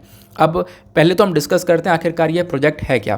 देखो ये बेसिकली एक 532 किलोमीटर का रेलवे लाइन है। ठीक है, एक रेलवे लाइन बनाई जा रही है जहाँ पे एक तरीके से इलेक्ट्रिक रेल चलेगी, और वो जो रेलवे लाइन है वो कनेक्ट करेगी केरला को, पूरे केरला को आप कह सकते हो कनेक्ट यहाँ पर करने वाली है। इनफैक्ट जो थिरुवनंतपुरम है उसको कसारकोड से कनेक्ट किया जाएगा। चलो हम थोड़ा सा मैप के थ्रू कवर करते हैं। नाउ जैसे कि आप लोग यहाँ पर ये वाला मैप देख पा रहे होंगे, इसके अंदर क्या देखने को मिलेगा, यहाँ पर आप लोग देख पाओगे कि ये पूरा का पूरा केरला का मैप हो गया। ठीक है, एक सेकेंड, ये केरला का मैप हो गया। अब इस मैप में आपको अलग अलग डिस्ट्रिक्ट्स देखने को मिल जाएंगे। डिस्ट्रिक्ट्स जैसे कि यहाँ पर थिरुवनंतपुरम एग्जैक्टली यहाँ पे लोकेटेड है, नीचे ऊपर आपको कसारकोड देखने को मिलेगा। तो इन सभी एरिया को कनेक्ट करने के बारे में चर्चा की गई है। जो ये रेलवे लाइन है वो कसारकोड से थिरुवनंतपुरम से कसारकोड तक कनेक्ट करेगी। तो इन सभी एरियाज़ को एक रेल लिंक के माध्यम से कनेक्ट किया जाएगा। ठीक है, अब इसी रेल लिंक के अगेंस्ट में लगातार प्रोटेस्ट वगैरह चल रहा है। प्रोटेस्ट ये भी है कि भाई यहाँ पर काफ़ी सारी फैमिलीज़ रहती हैं, तो इसकी वजह से काफ़ी सारे प्रॉब्लम्स देखने को मिलेगी, उनको डिस्प्लेस करना पड़ेगा, उनको यहाँ से हटाना पड़ेगा। सबसे बड़ी प्रॉब्लम ये भी है, प्लस और भी दूसरी प्रॉब्लम्स जो कि भी मैंने आपको बताई थी वो क्वेश्चन उठाए जा रहे हैं। अभी मैं आपको इसमें बताऊंगा कि इसका फ़ायदा भी बहुत है, मतलब जो लोग फेवर में वो बोल रहे हैं कि भाई इसके फ़ायदे भी बहुत सारे देखने को मिलेंगे। तो हम लोग डिस्कस करेंगे इसके एडवांटेजेस और डिसएडवांटेज दोनों क्या यहाँ पर देखने को मिल जाते हैं। तो आप लोगों ने यहाँ पर देखना है, मैंने आपको बता दिया 532 किलोमीटर का ये एक रेलवे लिंक प्रोजेक्ट देखने को मिल जाता है। देन उसके बाद यहाँ पर बताया गया ये जो प्रोजेक्ट है इसके फीचर्स के बारे में। फीचर्स के बारे में बात करें तो ये जो प्रोजेक्ट है इसके अंदर एक इलेक्ट्रिक मल्टीपल ट्रेन यहाँ पर चलने वाली है, और लगभग बताया गया कि जिसके अंदर 9 डिब्बे देखने को मिल पाएंगे, और उन डिब्बों के अंदर लगभग 675 के आसपास पैसेंजर्स बैठकर ट्रैवल कर सकते हैं थिरुवनंतपुरम से कसारकोड या फिर कसारकोड से थिरुवनंतपुरम। अब यहाँ पर ये जो स्पीड है ट्रेन की ये लगभग 220 किलोमीटर 220 किलोमीटर पर आवर की स्पीड से ये ट्रेन चला करेगी, जो कि यहाँ पर एक अच्छी बात बताई जा रही है। इनफैक्ट बताया जा रहा है कि भाई यहाँ पर आज के टाइम पर अगर कसारकोड से थिरुवनंतपुरम जाना है तो बहुत घंटे लग जाते हैं, 12 घंटे से ज़्यादा लग जाता है। लेकिन ये जो रेलवे लाइन बनेगा इससे क्या होगा, 4 घंटे से कम समय के अंदर अंदर ये ट्रैवलिंग आप पूरी कर पाओगे। ये इसका एक फ़ायदा है। इनफैक्ट यहाँ पर एक ज़रूरत भी है, ये सिल्वर लाइन प्रोजेक्ट की ज़रूरत यह है, टाइम सेव करेगा। जैसे मैं आपको ऑलरेडी बता चुका हूँ कि अभी 12 घंटे से ज़्यादा लगता है, लेकिन जब यहाँ पर ये पूरा काम हो जाएगा, प्रोजेक्ट इंप्लीमेंट हो जाएगा, तो लगभग यहाँ पर 4 घंटे से अंदर अंदर ये पूरा का पूरा डिस्टेंस ट्रैवल कर लिया जाएगा इस ट्रेन के माध्यम से। प्लस उसके बाद यहाँ पर इसकी ज़रूरत ये भी है कि आज के टाइम पर जो ज़्यादातर ट्रेन्स वगैरह चलती हैं उनकी स्पीड 45 किलोमीटर के आसपास रहती है, उससे ज़्यादा नहीं रहती, क्योंकि वहाँ का टेरेन बहुत ज़्यादा डिफ़िकल्ट है। इसी वजह से इस प्रोजेक्ट की आवश्यकता है। देन उसके बाद बताया गया एक सबसे बड़ी दिक्कत ये भी देखने को मिलती है, आज के टाइम पर कोई प्रॉपर फैसिलिटी नहीं है, इन डिस्ट्रिक्ट्स के बीच में कोई कनेक्टिविटी प्रॉपरली देखने को नहीं मिलेगी। तो इसकी वजह से क्या हो रहा है, लोग रोड के माध्यम से जाते हैं। अब रोड के माध्यम से जाते हैं तो वहाँ पर ट्रैफिक बहुत सारा देखने को मिल जाता है। तो अब जब ये प्रोजेक्ट लगेगा तो इससे क्या होगा, ट्रैफिक कम होगा, पोल्यूशन कम होगा, डी ट्रैफिकिंग वाला सिचुएशन यहाँ पर देखने को मिल जाएगा। तो इसी वजह से हम लोगों को सिल्वर लाइन प्रोजेक्ट की आवश्यकता है। तो काफ़ी सारे लोग यहाँ पर इसको एज अ फेवर में देखते हैं कि हाँ भाई ये बिल्कुल सही प्रोजेक्ट है। देन अब बात करते हैं इस प्रोजेक्ट के इशूज़ क्या है, दिक्कत क्या है। दिक्कत यहाँ पर सबसे पहली बताई जा रही है लोगों के थ्रू वो है ह्यूज कैपिटल रिक्वायरमेंट। अब यहाँ पे करोड़ों रुपए लगने वाले हैं इसको इम्प्लीमेंट करने के लिए, तो वो पैसा यहाँ पर स्टेट्स के पास कैसे आने वाला है वो यहाँ पे पूछा गया है। दूसरी प्रॉब्लम यहाँ पर है वो ये है जो कि आपको बता चुका हूँ, 30,000 के आसपास यहाँ पर परिवार रहते हैं इस पूरे पर्टिकुलर लाइन के अंदर में। तो यहाँ पे उन परिवारों के साथ क्या होगा, उनको किस प्रकार से डिस्प्लेस किया जाएगा, ये भी अपने आप में एक मेजर प्रॉब्लम बन जाएगी। उसके बाद इकोलॉजिकल डैमेज, ऑब्वियस सी बात है ये भी एक बहुत बड़ी प्रॉब्लम है। होगा क्या, यहाँ पे हम जब प्रोजेक्ट को इम्प्लीमेंट करेंगे, ठीक है, आप कह सकते हो रास्ते निकाले जाएंगे वहाँ से, तो इसकी वजह से बहुत सारी प्रॉब्लम्स आएंगी, एनवायरमेंटल डिजास्टर देखने को मिल सकता है, हमारे एनवायरमेंट को एक बहुत बड़ा खतरा पहुँच सकता है, हार्म पहुँच सकता है, वो यहाँ पे बताया गया। क्लियर हुआ? तो ये था हमारा silver line project. I hope आप लोगों को यहाँ पर ये भी काफ़ी अच्छे से समझ में आ चुका है। आगे चलते हैं अगले आर्टिकल। नाउ सेम पेज पर यहाँ पर ऊपर एक आर्टिकल आपको ये देखने को मिलेगा, इसमें काफ़ी सारी इंपॉर्टेंट चीज़ें हैं, इसको डिस्कस करेंगे। यहाँ पे मेंशन किया गया जो दुर्गा पूजा का गिफ्ट है वो यहाँ पर मिलने वाला है कोलकाता के अंदर में। मतलब क्या है, देखो जो कोलकाता है यहाँ पे ट्रैम यूज़र्स जो हैं उनको बहुत फ़ायदा होगा आने वाले टाइम पर। ट्रैम यूज़र क्या होता है, यहाँ पे आप देख पाओगे इस प्रकार का ट्रैम है, ठीक है। कोलकाता के अंदर पहले ट्रैम चला करता था, यानी इलेक्ट्रिसिटी के माध्यम से चलने वाला ये व्हीकल है, पैसेंजर व्हीकल है, जिसके अंदर काफ़ी सारे लोग यहाँ पर बैठकर जा सकते हैं। तो ये बिजली के माध्यम से चलता है, पोल्यूशन पैदा नहीं करता है, ठीक है, कोई प्रदूषण नहीं होता। हुआ क्या था, ये रूट चलते तो थे पहले, लेकिन अभी 2 रूट्स को सस्पेंड कर दिया गया था, इनको बंद कर दिया गया था, कुछ मेट्रो वर्क वगैरह चल रहा था उसकी वजह से। नाउ क्या यहाँ पे बोला जा रहा है, नई इन्फॉर्मेशन यह है कि दुर्गा पूजा तक, मतलब अक्टूबर के महीने में दुर्गा पूजा देखने को मिलेगी, तो दुर्गा पूजा तक यहाँ पर क्या हो सकता है, ये जो रूट है ये वापस से चालू हो जाएंगी, जिसकी वजह से लोगों को जो परेशानियाँ वो दूर हो जाएंगी, पोल्यूशन भी कम होगा, क्योंकि आज के टाइम पर जो लोग हैं वो पोल्यूशन से सफ़र कर रहे हैं। इनफैक्ट बताया यह गया कि 70% की जो कि आबादी है कोलकाता की, वो कहीं ना कहीं रेस्पिरेटरी डिजीज़ से यहाँ पर सफ़र करते हुए नज़र आ रही है। तो हमारे लिए यहाँ पर एक सबसे ज़रूरत है कि हम लोग इस प्रकार की चीज़ों को वापस से इम्प्लीमेंट करें और यहाँ पर ये गाड़ियाँ चलाई जाएँ, जिससे पोल्यूशन हम लोग कम से कम कर सकें। लेकिन यहाँ पर मेंशन किया गया दुर्गा पूजा के बारे में, क्योंकि इस आर्टिकल के अंदर और कुछ तो है नहीं। अब दुर्गा पूजा के बारे में मेंशन किया गया, तो मैंने जब इसके बारे में सर्च किया, मैंने ऐसी मजे में सर्च किया कि यार सर्च करते हैं हमने कब पढ़ा था, तो लास्ट इन्फॉर्मेशन निकल कर आई है दिसंबर के महीने की, लगभग 15 दिसंबर के आसपास हम लोगों ने दुर्गा पूजा के बारे में पढ़ा था। वो क्यों पढ़ा था मैं आपको बता देता हूँ, ताकि आप लोगों को थोड़ा बहुत याद रहे, क्योंकि इंपॉर्टेंट है। क्योंकि रिसेंटली आपको पता होगा दुर्गा पूजा को यूनेस्को का जो इंटेंजिबल कल्चरल हेरिटेज है वो डिक्लेरेशन मिला है।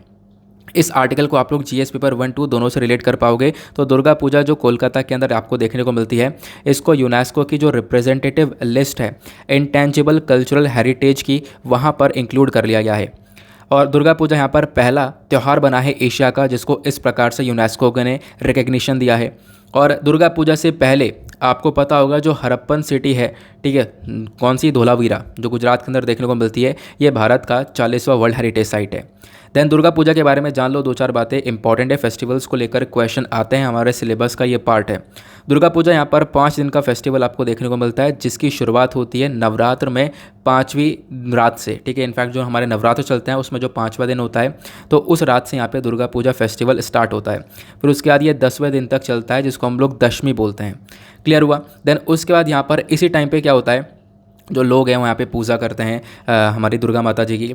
उसके बाद यहाँ पर आपको पता होगा जो दुर्गा माता है, इनको हम लोग शक्ति देवी के नाम से भी जानते हैं, ठीक है। देन उसके बाद ये भी बताया गया कि देखो ये अपने आप में एक बहुत बड़ा कल्चरल फेस्टिवल ये देखने को मिलता है। इनफैक्ट इस टाइम पे क्या होता है, दुर्गा पूजा के टाइम पर आपको पता होगा जो क्ले है यानी मिट्टी है, उससे यहाँ पर स्टैचूज़ बनाए जाते हैं, ठीक है, दुर्गा जी के। देन उसके बाद यहाँ पे पूजा की जाती है पंडाल्स के अंदर में, जहाँ पे सारे लोग इकट्ठे होकर पूजा करते हैं। तो यहाँ पर दुर्गा पूजा में ये सब होता है। देन उसके बाद जो फोल्क म्यूज़िक हो गया, क्राफ्ट हो गया, आर्ट ट्रेडिशंस हो गए, ये सारी चीज़ें भी यहाँ पर सेलिब्रेशंस के दौरान की जाती हैं।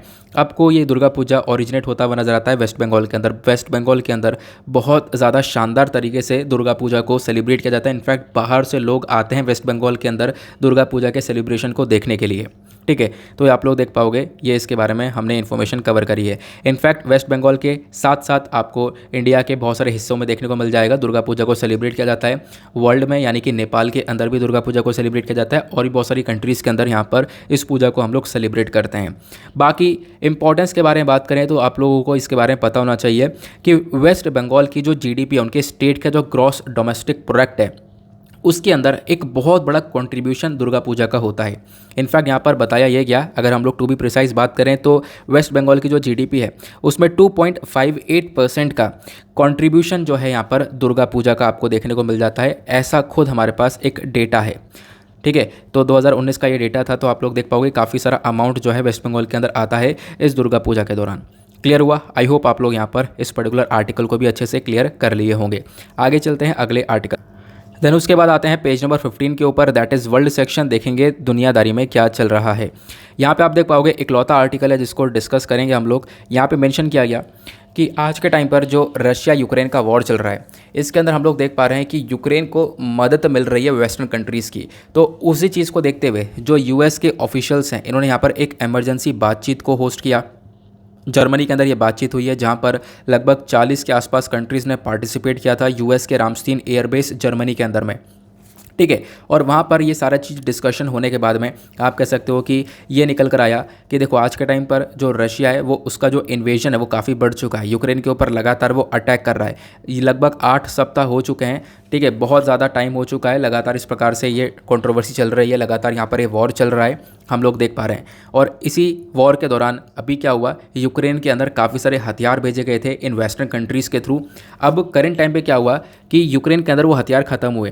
देन उसके बाद जो वापस जो यूक्रेन के प्रेसिडेंट आपको देखने को मिलते हैं वोलोदिमिर ज़ेलेंस्की, इन्होंने वापस से यहाँ पर एक गुहार लगाई है इन वेस्टर्न कंट्री से कि आप लोग हमें हथियार पहुँचाओ। और इस चीज़ को देखते हुए जो यूएस के डिफेंस सेक्रेटरी लॉर्ड ऑस्टिन है, यहाँ पर ये बोलते हैं कि बिल्कुल हथियार देने चाहिए। और जो भी 2 ऑफिशियल्स हैं, इन्होंने प्रॉमिस भी किया था कि हम लोग $700 मिलियन तक का ये एड देंगे यूक्रेन को, ठीक है। ये यहाँ पर मेंशन किया गया। देन उसके बाद यहाँ पर मेंशन ये किया गया कि देखो आज के टाइम पर हम हथियार तो दे रहे हैं, इसकी वजह से सिचुएशन और ख़राब हो सकती है। इनफैक्ट ये मेंशन किया गया ये टाइम वैसा ही टाइम है जो 1962 के अंदर क्यूबन मिसाइल क्राइसिस वाला टाइम देखने को मिलता था। तब भी इस प्रकार की सिचुएशन हुई थी और इस प्रकार से मिसाइल क्राइसिस के बीच में न्यूक्लियर वॉर हो चुकी थी उस समय। तो अभी भी पॉसिबिलिटी ये है, हम लोग यहाँ पर वेपन्स देंगे। अभी क्या होगा कि देखो यूक्रेन फिर से टक्कर देगा, यूक्रेन के वैसे भी टक्कर दे रहा है लगातार, रशिया को फिर से टक्कर देगा, जिसकी वजह से रशिया कहीं ना कहीं एक बहुत बड़ा स्टेप आने वाले टाइम पर उठा सकता है। तो ये चीज़ें हम लोग देख पाएंगे। आई होप आप लोग यहाँ पर समझ गए होंगे कि एग्जैक्टली क्या क्या यहाँ पर बातचीत की जा रही है। तो फिलहाल यहाँ पर अभी जो नाटो है वो आप कह सकते हो रशिया से लड़ तो रहा है, रशिया से डायरेक्टली नाटो लड़ाई कर रहा है, लेकिन यूक्रेन का सहारा लेकर यूक्रेन के अंदर यहाँ पर इस प्रकार से हथियार वगैरह को पहुँचाया जा रहा है इन वेस्टर्न कंट्रीज़ के थ्रू। क्लियर हुआ? आगे चलते हैं उसके बाद अगले आर्टिकल में क्या डिस्कशन है। उससे पहले हम लोग चलते हैं अपने एडिटोरियल पर, देखेंगे आज के इंपॉर्टेंट एडिटोरियल्स को। तो हमारे पास सबसे पहला एडिटोरियल आता है ये वाला, आज का बहुत इंपॉर्टेंट एडिटोरियल है। इनफैक्ट यहाँ पर ये द हिंदू का एक्सप्लेनर सेक्शन है जहाँ पे काफ़ी डिटेल से आर्टिकल्स आते हैं। एक ज़बरदस्त आर्टिकल है, इसको डिटेल से डिस्कस करेंगे। लेकिन उससे पहले हम लोग जो मेंस का क्वेश्चन लेते हैं, मैं आपको वो वाला मेंस का क्वेश्चन आपका बता देता हूँ। आज आप लोग को मेंस का क्वेश्चन लिखना है। क्वेश्चन ये है, elaborate the border dispute of north eastern region, ठीक है। मतलब खास बात यह है कि हमने नॉर्थ ईस्टर्न वाला के बारे में अभी थोड़े दिन पहले ही पढ़ा है। जो इंडिया का नॉर्थ ईस्टर्न रीजन है वहाँ पर काफ़ी सारे बॉर्डर डिस्प्यूट्स देखने को मिलते हैं, उसके बारे में आपको बताना है। बता सकते हो कि भाई कौन कौन से राज्यों के बीच में बॉर्डर डिस्प्यूट्स देखने को मिल जाता है नॉर्थ ईस्टर्न रीजन के अंदर में। देन उसके साथ साथ आपको डिस्कस करना है ये जो नॉर्थ ईस्ट वाला रीजन है इसका भारत के लिए कितना इंपॉर्टेंस है, क्या इंपॉर्टेंस है, और यहाँ पे भारत के लिए कितना इंपॉर्टेंट रोल प्ले कर सकता है ये नॉर्थ ईस्ट। हालांकि मतलब ये क्वेश्चन जो उठाया जाता है बिल्कुल टॉप के क्वेश्चन आप लिए उठाए जाते हैं, और हमने थोड़े दिन पहले इसके बारे में डिस्कशन किया था। तो मतलब आप डेफिनेटली इसके ऊपर एक अच्छा सा आंसर लिख सकते हो। आंसर लिखना और उसके बाद आप टेलीग्राम पर इसको पोस्ट कर दें। जब आप टेलीग्राम पर जाओगे तो सर्च बॉक्स में टाइप करना दीपक यादव एजुकेशन, आपके सामने एक चैनल निकल कर आएगा जिसके आगे आंसर राइटिंग लिखा होगा, उस पर क्लिक करना। उस पर जो भी पोस्ट डली होगी उस पोस्ट के नीचे कमेंट लिखा हुआ होगा, उस कमेंट वाले जो भी स्टेटमेंट है उस पर क्लिक कर देना। जैसे आप उस पर टैप करोगे वो आपको एक दूसरे पेपर पर लेकर चला जाएगा, वहाँ पे आप अपना आंसर लिख कर उस पर पोस्ट कर सकते हो, ठीक है। सभी लोग पोस्ट करते हैं डेली बेसिस पर, बहुत सारे लोग, इनफैक्ट यहाँ पर 50-60 लोग डेली बेसिस पर काफ़ी सारे आंसर्स लिख रहे हैं। आप लोग जाकर उसको एक बार चेकआउट कर सकते हो, ठीक है। आगे बढ़ते हैं। तो यहाँ पे आर्टिकल बात करता है India designation by the USCIRF। अब USCIRF एक बॉडी है यूएस की जिन्होंने भारत को एक तरीके से एक पर्टिकुलर लिस्ट के अंदर डेजिग्नेट कर दिया है। उसका नाम है CPC। CPC का मतलब है कंट्री ऑफ पर्टिकुलर कंसर्न, मतलब भारत के अंदर भी काफ़ी सारी चीज़ों को लेकर दिक्कत है, ऐसा यहाँ पर यूएस बोलता है। तो हम लोग यहाँ पर इस पूरे लिस्ट को डिस्कस करेंगे अच्छे से कि आखिरकार क्या क्या इन्फॉर्मेशन हमारे पास निकल कर आती है। आप लोग नीचे देखते रहो और सारी इन्फॉर्मेशन लिखते रहो, ठीक है, अदरवाइज़ पीडीएफ में आपको मिल ही जाएगी। यहाँ पे बोला गया इंटरनेशनल रिलीजियस फ्रीडम रिपोर्ट 2022। तो बेसिकली यहाँ पर ये रिपोर्ट ही है, नाम क्या है, इंटरनेशनल रिलीजियस फ्रीडम रिपोर्ट 2022। जहाँ पे बताया ये जा रहा है कि कौन कौन से देश के अंदर रिलीजियस फ्रीडम मिलता है और कौन कौन से देश के अंदर इस फ्रीडम यानी जो छूट मिल रही है उसके ऊपर रोक लगा दी जाती है, ये कहीं ना कहीं इसका वॉयलेशन होता है, ठीक है। तो यहाँ पे भारत को भी इसी कैटेगरी के अंदर रखा है कि जहाँ पे वॉयलेशन हो रहा है, बहुत ज़्यादा लोगों के फ्रीडम के ऊपर रिस्ट्रिक्शंस लग रहे हैं, ठीक है। तो ये इस प्रकार के यहाँ पर यूएस की तरफ से स्टेटमेंट आया है। इस आर्टिकल को आप लोग जीएस पेपर 2 से रिलेट कर पाओगे। पहले तो हम लोग समझते हैं आखिरकार कॉन्टेक्स्ट क्या है। कॉन्टेक्स्ट ये है कि जो यूएस का commission on international religious freedom है, जिसको हम लोग USCIRF के नाम से जानते हैं, इन्होंने यहाँ पर रिकमेंड किया। ये लगातार दूसरी बार है, पिछले साल भी आया था डेटा, इस बार भी यहाँ पर सेकेंड ईयर में लगातार इन्होंने यहाँ पर रिकमेंड किया है और भारत को एक लिस्ट में डाल दिया है और उस लिस्ट का नाम है CPC, मतलब कंट्रीज़ ऑफ पर्टिकुलर कंसर्न का। यहाँ पे बोला गया कि भारत के अंदर जो रिलीजियस फ्रीडम है, जो रिलीजियस फ्रीडम होना चाहिए, उसका वायलेशन हो रहा है, उसका हनन हो रहा है। तो ये यहाँ पर इस प्रकार से स्टेटमेंट दिए गए हैं। अब मैं आपको बता दूं पहले तो ये USCIRF है क्या, ठीक है, फिर उसके बाद कहानी को आगे बढ़ाएंगे क्योंकि इसी ने इस रिपोर्ट को पब्लिश किया है। तो जो ये USCIRF है, एक independent US federal government commission आपको देखने को मिल जाता है, जिसका मेजर काम क्या है कि भाई दुनिया भर में राइट टू जो फ्रीडम है उसका ध्यान रखना। किसी भी देश के अंदर जो right to freedom of religion है, ठीक है, कि लोगों को अपना रिलीजन परफॉर्म करने का पूरा हक है, ठीक है, कहीं उसका वोलेशन तो नहीं हो रहा है, उस चीज़ को देखने के लिए यहाँ पर यह बॉडी वर्क करती है। ये एक एडवाइजरी बॉडी है US कांग्रेस की, मतलब US के पार्लियामेंट जो है वहाँ पर आप कह सकते हो कि उसको एडवाइस करने वाली एक बॉडी आपको देखने को मिल जाएगी। साथ ही साथ यहाँ पर जो ये USCIRF के जो 2022 का एनुअल रिपोर्ट है जिसके बारे में हम चर्चा कर रहे हैं, इसने रिकमेंडेशन दिया है। इसने यहाँ पर बताया है कि भाई यहाँ पर आप देख पाओगे बहुत सारे देशों को अलग अलग कैटेगरी के अंदर डाला गया है और USCIRF का हेडक्वार्टर आपको वाशिंगटन DC के अंदर देखने को मिल जाता है।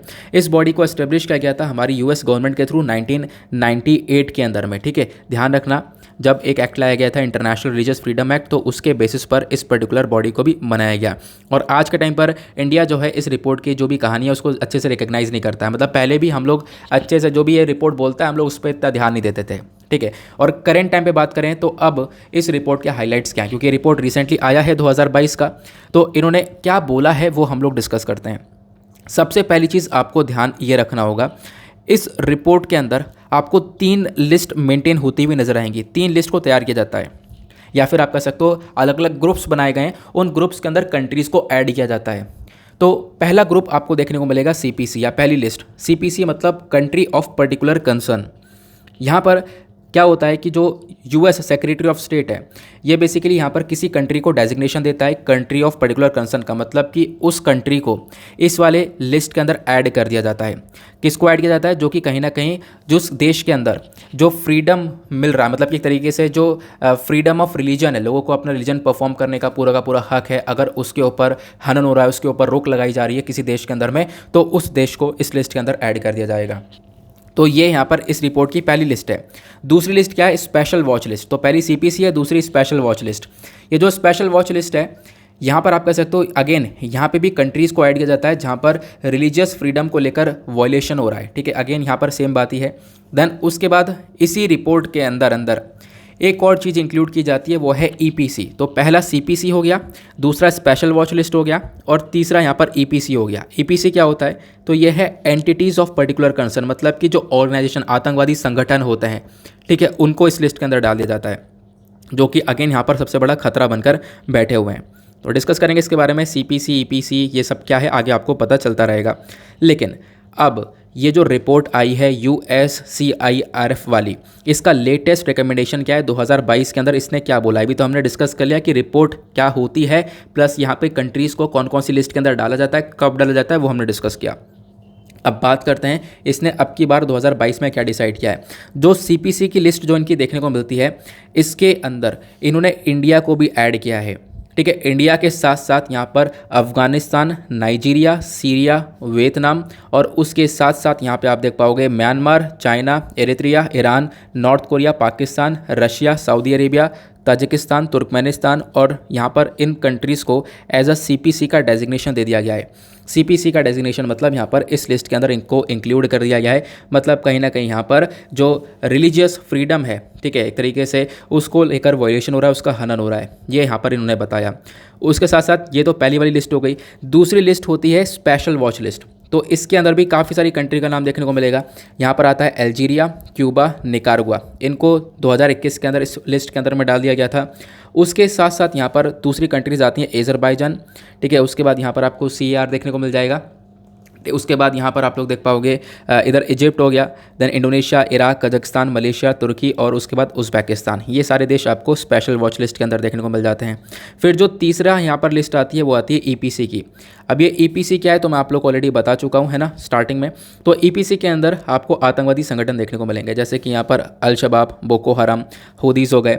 उसका Islamic State in the Greater Sahara हो गया, Islamic State in Western Province हो गया, और उसके बाद जमात नसर अल इस्लाम वल मुस्लिम यहाँ पर आपको देखने को मिलेगा, मुसलमान, ठीक है। तो ये सारे आपको EPC के अंदर देखने को मिलेंगे। इनको EPC का डेजिग्नेशन दिया गया है। मतलब कहीं ना कहीं ये कंसर्न एक बहुत बड़े देखने को मिलेंगे। प्लस हम लोग बात करते हैं लिस्ट को लेकर, तो इंडिया को CPC के अंदर डाला गया। अब इंडिया को CPC में क्यों डाला गया, आखिरकार अमेरिका ने ऐसा क्यों किया, इस रिपोर्ट के अंदर ये भी बताया गया है। रिपोर्ट के अंदर यह बताया गया कि भारत के अंदर हम लोग देख पा रहे हैं कि सरकार बहुत सारी आवाज़ों को दबा देती है, ठीक है। गवर्नमेंट क्या करती है, इंडिया के अंदर बहुत सारी जो आवाज़ें उठती हैं उनको दबा देती है, ये हमने देखा है। स्पेशली जो माइनॉरिटी कम्युनिटीज़ हैं, प्लस यहाँ पर कुछ इंडिविजुअल्स हैं जो कि यहाँ पर सरकार को लेकर कुछ रिपोर्ट करते हैं, तो उनकी आवाज़ों को दबा दिया जाता है, उनकी बात को उठने नहीं दिया जाता है। ऐसा यहाँ पर इस रिपोर्ट ने बताया है, ठीक है। उसके साथ साथ इस रिपोर्ट ने ये भी बताया, ये मेंशन ये करता है कि भाई यहाँ पर आप देख पाओगे काफ़ी सारे लोगों को फालतू में अरेस्ट कर लिया जाता है। भारत के पास एक हथियार है UAPA का, अनलॉफुल एक्टिविटीज़ प्रिवेंशन एक्ट 1967 का ये एक्ट है, जो कि यहाँ पर किसी व्यक्ति को एक तरीके से कुछ गलत काम करने से रोकता है, ठीक है। उस गलत काम करने से रोकने से पहले यहाँ पर इस एक्ट का इस्तेमाल कर लिया जाता है, ठीक है। यहाँ पे कोई व्यक्ति अनलॉफुल काम कर रहा है, कानून के विरुद्ध काम कर रहा है, तो उसको काम करने से पहले से ही हम लोग अरेस्ट कर सकते हैं। वो पावर्स UAPA के अंदर आपको देखने को मिलती हैं। तो यहाँ पे बताया गया कि एक एक्टिविस्ट है खुरान परवेज़, जो कश्मीर के अंदर है, इनको अरेस्ट किया गया था UAPA का इस्तेमाल करके।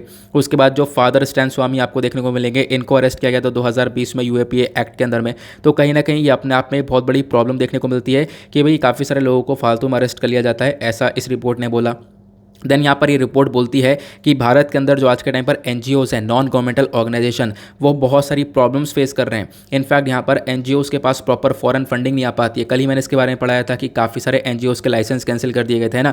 तो यहाँ पर इसको लेकर इस रिपोर्ट ने डेटा दिया है। रिपोर्ट बोलता है कि भारत के अंदर NGOs के पास फंडिंग वगैरह नहीं आने देते हैं, तो वो सही से परफॉर्म नहीं कर पाते हैं।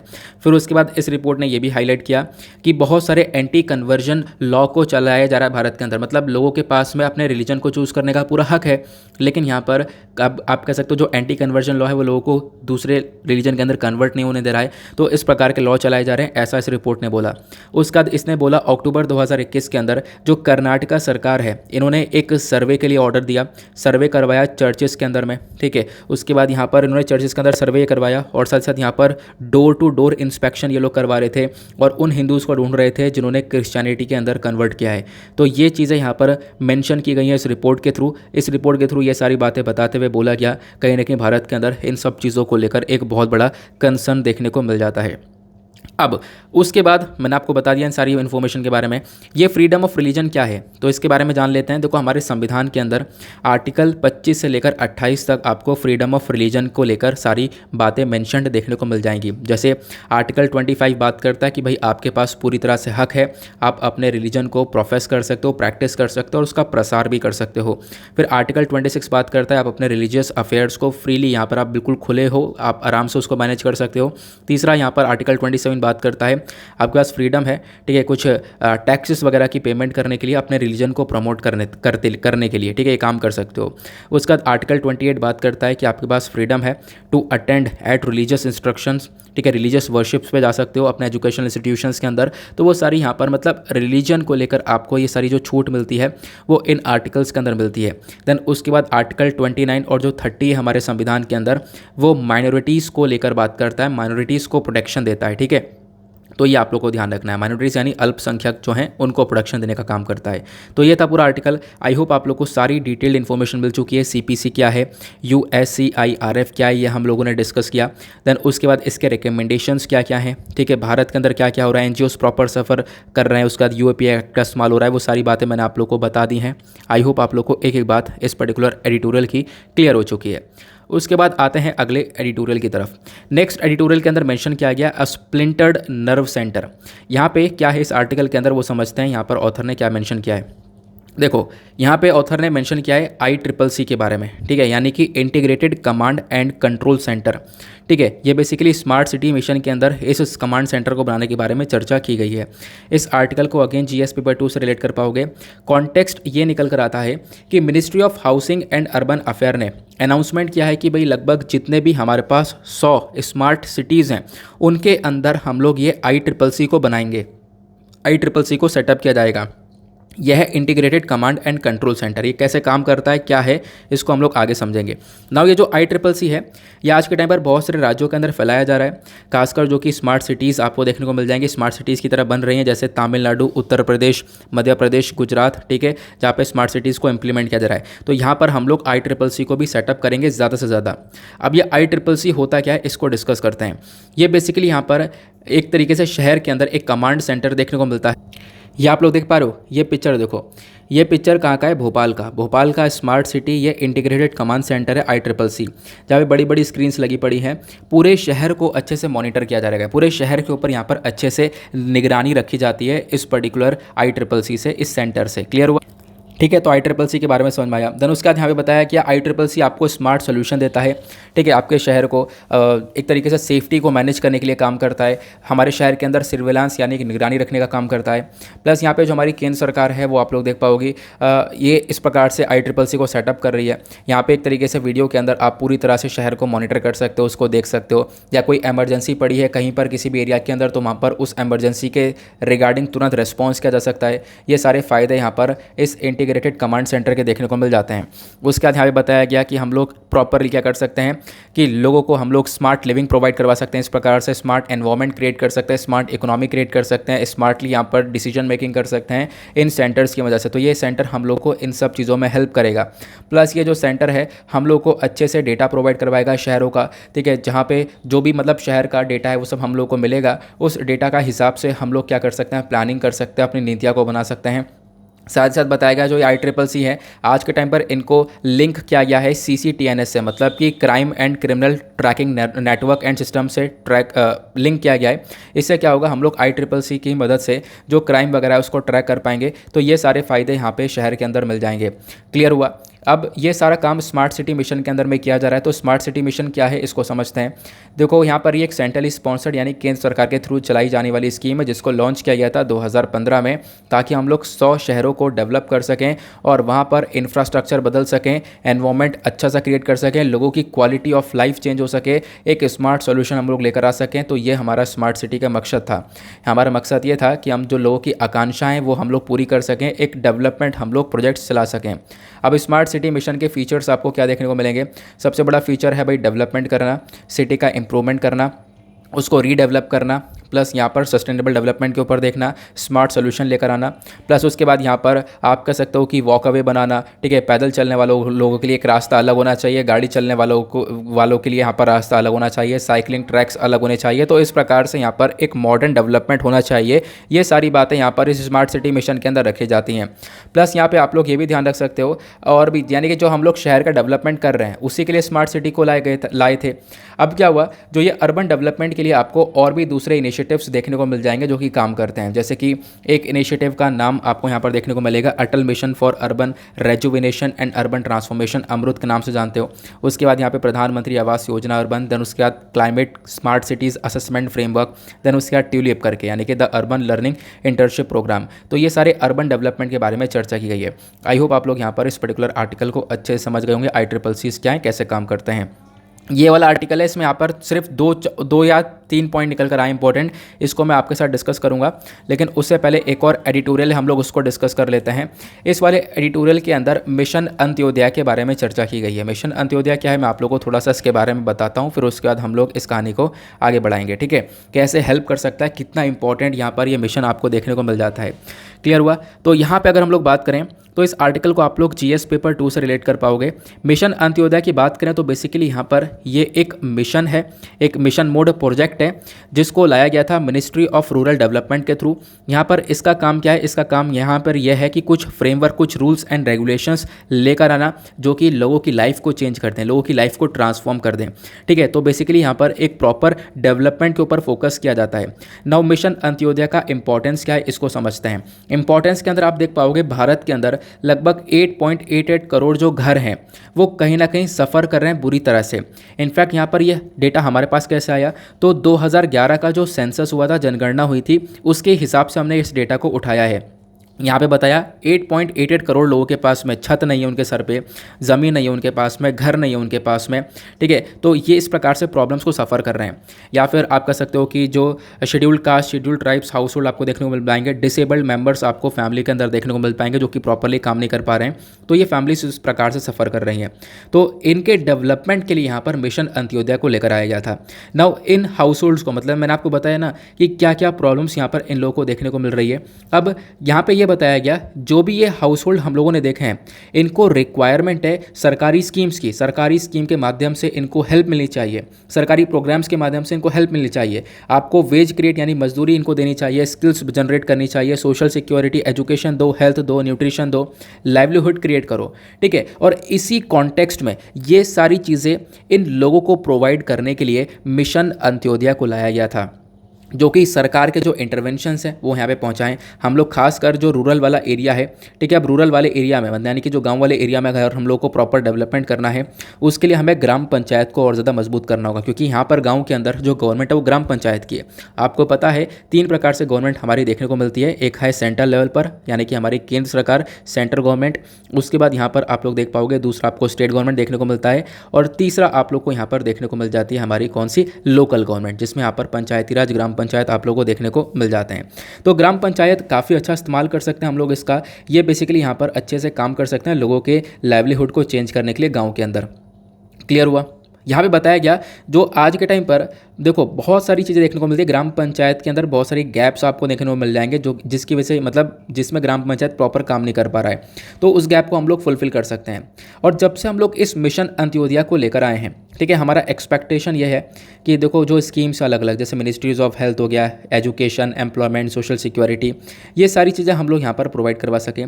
ठीक है, यहाँ पर हम लोग इनके बेनिफिट्स जो हैं एक ही अम्ब्रेला के अंदर, मतलब एक ही स्कीम के अंदर में ये सारे बेनिफिट हम लोग लोगों को दे सकें, ये हमारा फोकस रहा है मिशन अंत्योदय के अंदर में। उसके साथ साथ हमारा फोकस ये रहा है कि हम लोगों की लाइफ को पूरी तरह से चेंज कर सकें। और मिशन अंत्योदय का लाया कब गया था, तो ध्यान रखना इस मिशन को अडॉप्ट किया गया था यूनियन बजट 2017-18 के टाइम पे। ठीक है, इसको लॉन्च किया था मिनिस्ट्री ऑफ रूरल डेवलपमेंट है, मैंने आपको बताया। इन्होंने स्टेट गवर्नमेंट के साथ में, राज्य सरकारों के साथ में पार्टनरशिप करी, उसके बेसिस पर ये लेकर आए। इनका मेजर मकसद यहाँ पर यह था कि लगभग 1 करोड़ के आसपास जो लोग हैं उनकी लाइफ्स को ट्रांसफॉर्म कर देंगे। 5,000 के आसपास जो आपको ग्राम पंचायत देखने को मिलेंगे, वहाँ पर चीज़ों को बदला जाएगा 1000 दिनों के अंदर अंदर। ठीक है, ये यहाँ पर मेंशन किया गया था। उसके बाद मिशन अंत्योदय का ऑब्जेक्टिव क्या था, ऑब्जेक्टिव यहाँ पर इसका मेजर यही है कि हम लोग छोटे छोटे प्लान्स लेकर आएँ ताकि जो लोग हैं उनकी लोगों के लिए लाइवलीहुड जनरेट कर पाएँ, लोगों की जो लाइफ वो बदल पाएँ। उसके बाद हम लोग यहाँ पर दूसरा इसका ऑब्जेक्टिव यह है कि डेवलपमेंट कर सकें रूरल एरियाज़ के अंदर में। तीसरा ऑब्जेक्टिव यह है जो सर्विस डिलीवरी है, सिटीजनशिप है, प्लस यहाँ पर आप कह सकते हो जो लोकल गवर्नेंस, लोकल लेवल पर जो डिसीजन मेकिंग चल रही है उन सबको इंप्रूव कर सकें, इनफैक्ट ग्राम पंचायत को इंप्रूव कर सकें। उसके बाद यहाँ पर इसका मेजर मकसद है हम लोग कोलेब्रेशन कर सकें अलग अलग बॉडीज़ के साथ में, ठीक है, प्रोफेशनल नेटवर्क के साथ में, जिससे कि हम लोग लोगों के लिए लाइवलीहुड को क्रिएट कर सकें। उसके बाद मिशन अंत्योदय को लॉन्च किया गया था, मैं आपको ऑलरेडी बता चुका हूँ, क्योंकि 2011 के सेंसस के अकॉर्डिंग बताया गया कि बहुत सारे लोगों के पास में घर नहीं है, छत नहीं है, ज़मीन नहीं है, तो इसकी वजह से हम लोग क्या कर सकते हैं, इन लोगों को यहाँ पर हेल्प कर सकते हैं। अब यहाँ पर मिशन अंत्योदय के फीचर्स आपको क्या देखने को मिल जाएंगे। फीचर्स की बात करें तो ये जो इनिशिएटिव है ये कहीं ना कहीं यहाँ पर पार्टनरशिप को और ज़्यादा बढ़ावा देता है। ठीक है, यानी कि जैसे कोई नेटवर्क ऑफ प्रोफेशनल एंटरप्राइज हो गया, ठीक है, यहाँ पर इनकी जो पार्टनरशिप हो गई, सेल्फ हेल्प ग्रुप, इंस्टीट्यूशंस हो गए, एनजीओज हो गए, तो इन सब की पार्टनरशिप को और ज़्यादा बढ़ावा यहाँ पर देने का काम करता है ताकि लोगों की जो लाइफ है वो यहाँ पर चेंज हो जाए। ये जो फोकस है हमारा वो बेसिकली फिजिकल और साथ ही साथ सोशल इंफ्रास्ट्रक्चर के ऊपर भी रहता है। यहाँ पे फोकस किया जाता है एनिमल हस्बेंड्री को और ज़्यादा मजबूत किया जाएगा, ठीक है, एग्रीकल्चर और हॉर्टिकल्चर एक्टिविटीज़ को और ज़्यादा इंप्रूव किया जाएगा, ये यहाँ पर फोकस रखा गया है। प्लस यहाँ पर आप देख पाओगे 25 से ज़्यादा जो मिनिस्ट्रीज़ और डिपार्टमेंट्स है सेंट्रल और स्टेट गवर्नमेंट के, वो सब पार्टिसिपेट करेंगे मिशन अंत्योदय के साथ में, ये यहाँ पर मेंशन किया गया। बाकी इसका की आउटकम यही है कि हम लोग इकोनॉमिक अपॉर्चुनिटीज़ को बढ़ा सकें, लोगों को यहाँ पर एक अच्छी ज़िंदगी दे सकें, ठीक है, इनफैक्ट लोगों को स्किल्स प्रोवाइड करवा सकें और वेमेन को हम लोग सपोर्ट कर सकें, एक डेमोक्रेटिक प्रोसेस को हम लोग सपोर्ट कर सकें। ये हमारा यहाँ पर पूरी तरह से फोकस रहता है इसका मिशन अंत्योदय का। क्लियर हुआ? तो मिशन अंत्योदय के बारे में हम लोगों ने डिटेल से जान लिया आखिरकार क्या है, कैसे काम करता है। ये आप लोग देख पाओगे, ये यहाँ पर 2011 के सेंसस के अंदर बताया गया कितने कितने लोगों को कितनी कितनी प्रॉब्लम सफ़र करने पड़ रहा है, उन प्रॉब्लम का सोल्यूशन यहाँ पर मिशन अंत्योदय देखने को मिल जाता है। क्लियर हुआ? तो यहाँ पे ग्राम पंचायत के अंदर में काफ़ी सारी प्रॉब्लम्स देखने को मिलती हैं, उन प्रॉब्लम्स को भी हम लोगों को रिजॉल्व करना होगा, उसके बाद हम लोग यहाँ पर प्रॉपरली काम कर पाएंगे। क्लियर हुआ? आई होप आप लोगों को एक एक बात समझ में आ चुकी है। आगे चलते हैं उसके बाद नेक्स्ट आर्टिकल की तरफ। अगला जो एडिटोरियल है आपको ये देखने को मिलेगा, India as a democratic super power. अब यहाँ पर देखो ये जो आर्टिकल है ये किसने लिखा है? टोनी एबॉट ने। अब ये टोनी एबॉट कौन है? ये ऑस्ट्रेलिया के फॉर्मर प्राइम मिनिस्टर रह चुके हैं, ठीक है, यहाँ पर आप कह सकते हो ऑस्ट्रेलिया के ये 28th प्राइम मिनिस्टर थे। तो इन्होंने यहाँ पर लिखा कि भारत आज के टाइम पर एक सुपर पावर डेमोक्रेटिक कंट्री आपको ये देखने को मिल जाएगा। इनफैक्ट हम लोगों ने ये देखा है, इनफैक्ट जब आप इस आर्टिकल को पढ़ोगे तो बेसिकली यहाँ पर ये इंडिया ऑस्ट्रेलिया के रिलेशंस के बारे में डिस्कशन करते हैं। यहाँ पे मेंशन करता है कि आज के टाइम पर रशिया यूक्रेन का डिस्प्यूट हम लोग देख पा रहे हैं, ठीक है, रशिया यूक्रेन का डिस्प्यूट अल्टीमेट लेवल पर बहुत ज़्यादा बढ़ चुका है। रशिया का मेजर एम यह है कि वापस से इसको ग्रेटर रशिया बनाया जाए, जैसा आप लोग देख पाओगे उन्होंने बोला है ग्रेटर रशिया बनाया जाए। जैसे पहले रशिया हुआ करता था, यूएसएसआर हुआ करता था, वैसा यहाँ पर गोल है व्लादिमीर पुतिन का, ये यहाँ पे बताया गया। और इसकी वजह से यहाँ पर एट्रोसिटीज़ वगैरह, अत्याचार वगैरह लगातार बढ़ते हुए चले जा रहे हैं। अभी यूक्रेन है, कल पोलैंड होगा, फिर बाकी सारी बाल्टिक कंट्रीज़ होगी, तो इनके ऊपर भी यहाँ पर रशिया अटैक करेगा, ऐसा इनका कहना है। और इन रशिया को देख देख कर चाइना भी यहाँ पर एक तरीके से मोटिवेट हो रहा है, और चाइना भी कहीं ना कहीं क्या करेगा, ताइवान को टेक ओवर कर लेगा, ताइवान को यहाँ पर कब्जा लेगा। तो ये चीज़ें यहाँ पर इन्होंने मैंशन करी है। इस केस में बात करें भारत की, तो देखो आप देख पाओगे यहाँ पर बोला गया, अगर हम लोग देखें एज अ क्वाड मेंबर, तो क्वाड के अंदर आपको 4 देश देखने को मिलते हैं, इंडिया, जापान, ऑस्ट्रेलिया, यूएस। तो यहाँ पर ऑस्ट्रेलिया ये बोलता है कि हम लोग देखो भारत को सपोर्ट करते हैं, उनके जो लद्दाख वाला क्राइसिस है उसके ऊपर। आपको पता होगा कि जो लद्दाख वाला रीजन है वहाँ पर चाइना की तरफ से अग्रेशन देखने को मिलता है, उस चीज़ को टैकल करने के लिए यहाँ पर ऑस्ट्रेलिया हम लोग को सपोर्ट करता है। तो देखो चाइना आने वाले टाइम पर एक सबसे बड़ी प्रॉब्लम बनने वाला है। इनफैक्ट आज के टाइम पर भी ये रशिया यूक्रेन के वॉर के अंदर जो रशिया है वो चाइना की तरफ आगे आ चुका है, चाइना की तरफ झुकाव ज़्यादा बढ़ चुका है। तो यहाँ पे बताया गया, देखो चाइना लगातार अपने ट्रेड वगैरह में आगे निकला है, तो अब यहाँ पे इंडिया और ऑस्ट्रेलिया को मिलकर काम कर लेना चाहिए, खासकर ट्रेड के ऊपर, ठीक है। यहाँ पे हमारे प्राइम मिनिस्टर ने काफ़ी सारे स्टेप्स उठाए हैं व्यापार को लेकर। और अभी आपको पता होगा रिसेंटली इंडिया ऑस्ट्रेलिया के बीच में एक इकोनॉमिक पार्टनरशिप ट्रेड डील हुई है ना, व्यापार को लेकर एक एग्रीमेंट हुआ है जहाँ पे हम लोग काफ़ी सारा व्यापार करने वाले हैं।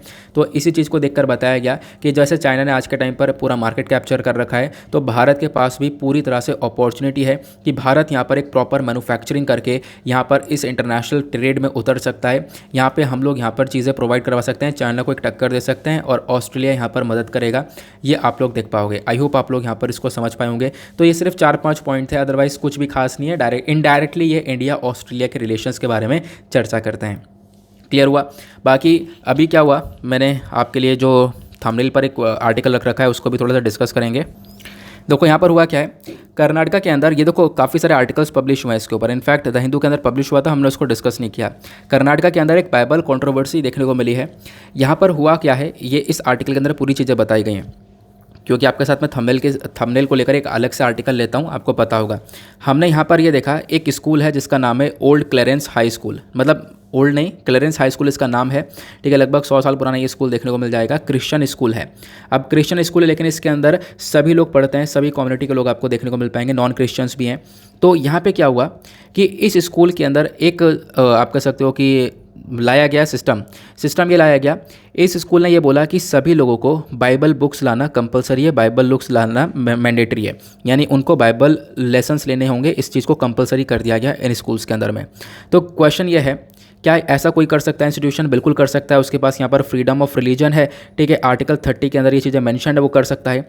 लेकिन प्रॉब्लम यह है कि भाई आप किसी दूसरे वाले रिलीजन वाले लोग को आप उसको फोर्स नहीं कर सकते हो अपने रिलीजन की चीज़ें करवाने में। जैसे मान लो यहाँ पर अब उस क्रिश्चियन स्कूल के अंदर हिंदूज़ हैं, तो उसको यहाँ पर फोर्स नहीं किया जा सकता कि वो यहाँ पर बाइबल लेसन्स ले, या फिर कोई क्रिश्चियन है तो उसको यहाँ पर फोर्स नहीं किया जाता वो यहाँ पर हिंदू के लेसन्स ले। तो ये चीज़ें यहाँ पर कहीं ना कहीं आप कह सकते हो कंसर्न वाली पैदा हो रही हैं। तो कर्नाटका के अंदर अभी हमने एक हिजाब कंट्रोवर्सी देखी थी, उसके बाद एक दूसरी कंट्रोवर्सी है बाइबल कंट्रोवर्सी देखने को मिल रही है। आने वाले टाइम पर इसके ऊपर भी बहुत सारे आर्टिकल्स पब्लिश होते हुए नजर आएंगे। ये सारी डिटेल हमें किसने दी है? तो ये सारी डिटेल शेयर करी गई मोहन गौड़ा साहब के थ्रू।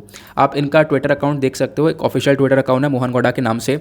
ये हिंदू जन जागृति समिति के यहाँ पर एक स्पोक्स पर्सन है। इन्होंने यहाँ पर ये पूरा का पूरा स्टेटमेंट दिया। उन्होंने बोला कि भाई यहाँ पर ये इस प्रकार की चीज़ें कर्नाटका के अंदर इस क्लेरेंस हाई स्कूल के अंदर देखने को मिल रही है। क्लियर हुआ? इन्होंने यहाँ पर बोला कि देखो कहीं ना कहीं ये आर्टिकल 25 का वोलेट कर रहा है, ठीक है। राइट टू फ्रीडम है, आप फ्रीडम ऑफ रिलीजन आप आराम से प्रैक्टिस करो, प्रसार करो, लेकिन आप इस प्रकार से किसी दूसरे व्यक्ति को यहाँ पर फोर्स नहीं कर सकते, किसी दूसरे कम्युनिटी को कि यहाँ पर आकर वो क्या कर सके, वो यहाँ पर आकर एक तरीके से दूसरे रिलीजन को फॉलो करे। क्लियर हुआ? आई होप आप लोग यहाँ पर इसको अच्छे से समझ चुके होंगे। देन इसी को लेकर और आर्टिकल्स पब्लिश हुए थे कि बेंगलुरु स्कूल ने यहाँ पर ज़बरदस्ती स्टूडेंट्स को बोला है कि आप लोग बाइबल को रीड करना है। उस प्रकार से आप देख पाओगे। एक और आर्टिकल इसके ऊपर पब्लिश हुआ है कर्नाटका के अंदर, हिजाब विवाद थमा नहीं कि बाइबल पर शुरू घमासान, हिंदू संगठन का फूटा गुस्सा। यहाँ पर यह इस प्रकार से आपको पता होगा हिंदी आर्टिकल्स कैसे पब्लिश होते हैं। तो बाइबल्स को कंपलसरी किया गया था एक स्कूल के अंदर में, जिसको लेकर एक कंट्रोवर्सी हो रही है। बाकी इसके ऊपर और जो आर्टिकल आता रहेगा वो हम डिस्कस करते रहेंगे। मैंने आपको बता दिया आर्टिकल 25 क्या बात करता है, हमने थोड़ी देर पहले डिस्कस किया था कि आपके पास पूरा हक है अपने रिलीजन को प्रैक्टिस कर सको, प्रोफेस कर सको, प्रोपोगेट कर सको, उसका प्रसार कर सको। लेकिन ये ध्यान रखना है किसी दूसरे वाले कम्युनिटी के ऊपर फोकस नहीं करना है, उसको फोर्सफुली ये नहीं कहना है कि आप जो है इस रिलीजन की चीज़ को यहाँ पर अपनाओ। ठीक है, आई होप आप लोग यहाँ पर ये भी क्लियर कर पाए होंगे। आगे चलते हैं अगले आर्टिकल। नाउ यहाँ पर इकॉनमी के दो आर्टिकल्स आपको देखने को मिल जाते हैं। एक आर्टिकल ये बात करता है चाइना इंडिया दोनों यहाँ पर कोल प्लांट्स को ऐड कर रहे हैं ताकि यहाँ पर कोयले के अंदर जो भी क्राइसिस देखने को मिल रहा है वो ना देखने को मिले। तो अगेन यहाँ पर आर्टिकल में कोई ऐसी खास इंपॉर्टेंट इन्फॉर्मेशन नहीं है। ये वाला आर्टिकल काफ़ी इंपॉर्टेंट है, इसको थोड़ा सा डिस्कस करते हैं। जो CBDT है, CBDT मतलब कि central board of direct taxes, ठीक है। इनका मकसद यह है कि जो टैक्स GDP रेशियो है उसको हम लोग लिफ्ट कर सकें, ठीक है, मतलब कि उसको उठा सकें। हुआ क्या है, यहाँ पर एक बहुत बड़ा अचीवमेंट देखने को मिला है, ठीक है। वो अचीवमेंट यह है कि जो इंडिया का नेट डायरेक्ट टैक्स कलेक्शन है वो आज के टाइम पर लगभग आप कह सकते हो कि यहाँ पर इतने अमाउंट का पहुँच चुका जो कि आप लोगों को दिख रहा है, ठीक है। तो कह सकते हो यहाँ पर 14 लाख करोड़ के आसपास का ये हमारा डायरेक्ट टैक्स कलेक्शन पहुँचा है। अब आपको करना क्या है, आपको ये बताना नीचे डायरेक्ट टैक्स और इनडायरेक्ट टैक्स के बीच में क्या डिफरेंस देखने को मिलता है, और GST डायरेक्ट टैक्स या इनडायरेक्ट ये भी आपको बताना है, ठीक है। तो यहाँ पर इतना अमाउंट हमने डायरेक्ट टैक्स के कलेक्शन के माध्यम से गेन किया है, तो अपने आप में एक बहुत बड़ा चेंज देखने को मिलेगा कोविड-19 के बाद में। इनफैक्ट 2020-21 के अंदर हमारा जो डायरेक्ट टैक्स कलेक्शन था वो 9,45,000 करोड़ के आसपास का था। अब की बार ये 14,09,000 करोड़ के आसपास आपको ये देखने को मिल जाएगा, जो कि अपने आप में एक बहुत बड़ा जंप हम लोगों ने देखा है। प्लस हमारा फोकस ये भी है कि हम लोग आज के टाइम पर जो हमारा क्या है कि जो हमारा टैक्स टू GDP रेशियो है उसको इंप्रूव कर सकें। टैक्स टू GDP रेशियो क्या होता है इसको समझ लो, ये एक इंपॉर्टेंट पार्ट है। देखो जो टैक्स टू GDP रेशियो है वो अच्छा कब माना जाता है, जब लगभग 15% से ऊपर का देखने को मिले। लेकिन आज के टाइम पर इंडिया के अंदर 12% का है, तो इसको हम लोग थोड़ा सा इंप्रूव करने के बारे में फोकस कर रहे हैं। Tax to GDP ratio basically एक तरीका है जहाँ पे हम लोग टैक्स रेवेन्यू को रिलेट कर पाते हैं अपने कंट्री की इकॉनमी से, क्योंकि यहाँ पर आप कह सकते हो जो डेवलप्ड नेशन होते हैं, बड़े बड़े कंट्रीज जैसे अमेरिका हो गया, यूरोपियन यूनियन की कंट्रीज़ हो गई, ठीक है, इनके पास जो टैक्स टू GDP रेशियो होता है वो हायर होता है, बहुत ज़्यादा होता है, ठीक है। डेवलपिंग कंट्री से बहुत ज़्यादा होता है इनके पास। हायर टैक्स का मतलब यह है कि जो कंट्री है, क्योंकि देखो हायर टैक्स है तो कंट्री का मतलब क्या होगा, कंट्री के पास पैसा ज़्यादा आएगा, कंट्री ज़्यादा पैसा खर्चेगी इंफ्रास्ट्रक्चर, हेल्थ के ऊपर, एजुकेशन के ऊपर, ठीक है। तो यहाँ पर देखने को ये मिलता है। तो यहाँ पर यही फोकस है कि भाई आपकी इकॉनमी को जनरेट दर्शाता है ये टैक्स टू GDP रेशियो। तो टैक्स टू GDP रेशियो आज का हमारा 12% का है, लेकिन वर्ल्ड बैंक अकॉर्डिंग बात करें अगर टैक्स रेवेन्यू 15% के ऊपर आपको देखने को मिल रहा है कंट्री के GDP के रिगार्डिंग, तो कहीं ना कहीं यहाँ पर ये हमारी इकॉनमी ग्रोथ को दर्शाता है और पॉवर्टी रिडक्शन को दर्शाता है कि यहाँ पे गरीबी कम हो रही है, ठीक है। तो इस प्रकार से आप लोग चीज़ों को ध्यान रख सकते हो। तो टैक्स टू GDP रेशियो क्या है, आई होप आप लोग समझ गए होंगे। जो रेशियो है ये यहाँ पर दिखाता है हम लोगों को कि हमारी ग्रोथ कितनी हो रही है, ठीक है, क्योंकि जितना हायर टैक्स का कलेक्शन हुआ है उसका मतलब यहाँ पर सरकार के पास थोड़ी सी एक तरीके से क्षमता बढ़ चुकी है, सरकार थोड़ा सा ज़्यादा पैसा खर्च पाएगी अलग अलग सेक्टर्स के ऊपर। क्लियर हुआ? आई होप आप लोग यहाँ पर इसको भी अच्छे से समझ चुके होंगे। तो ये हमारे आर्टिकल्स पूरे हुए। अब फटाफट हम लोग क्या करते हैं, अपने क्वेश्चन को देखते हैं, जो कि प्रीलिम्स के बेसिस पर एक क्वेश्चन पूछा गया था यूपीएससी पीवाईक्यू 2019 का। Which article of the constitution of India safeguards one right to marry the person of one choice. तो ये यहाँ पर इसका करेक्ट आंसर आपको आंसर बी देखने को मिलेगा, आर्टिकल 21। जो राइट टू मैरी है बेसिकली ये यहाँ पर राइट टू लाइफ के अंदर ही यानी आर्टिकल 21 के अंदर देखने को मिल जाता है। तो यहाँ पर उस व्यक्ति को पूरी तरह से अपनी चॉइस मिलती है, तो वो आर्टिकल 21 के अंदर मिलती है। तो इसके बारे में ध्यान रखना। आई होप आप लोग को यहाँ पर ये भी काफ़ी अच्छे से क्लियर हो चुका है। नाउ इसी के साथ हम लोग करते हैं अपने लेक्चर को समाप्त। हमने पूरा का पूरा प्रॉपर एनालिसिस कर लिया है। मिलेंगे आप लोगों से नेक्स्ट वीडियो में। आज के लिए bye bye, have a nice day, thank you and जय हिंद।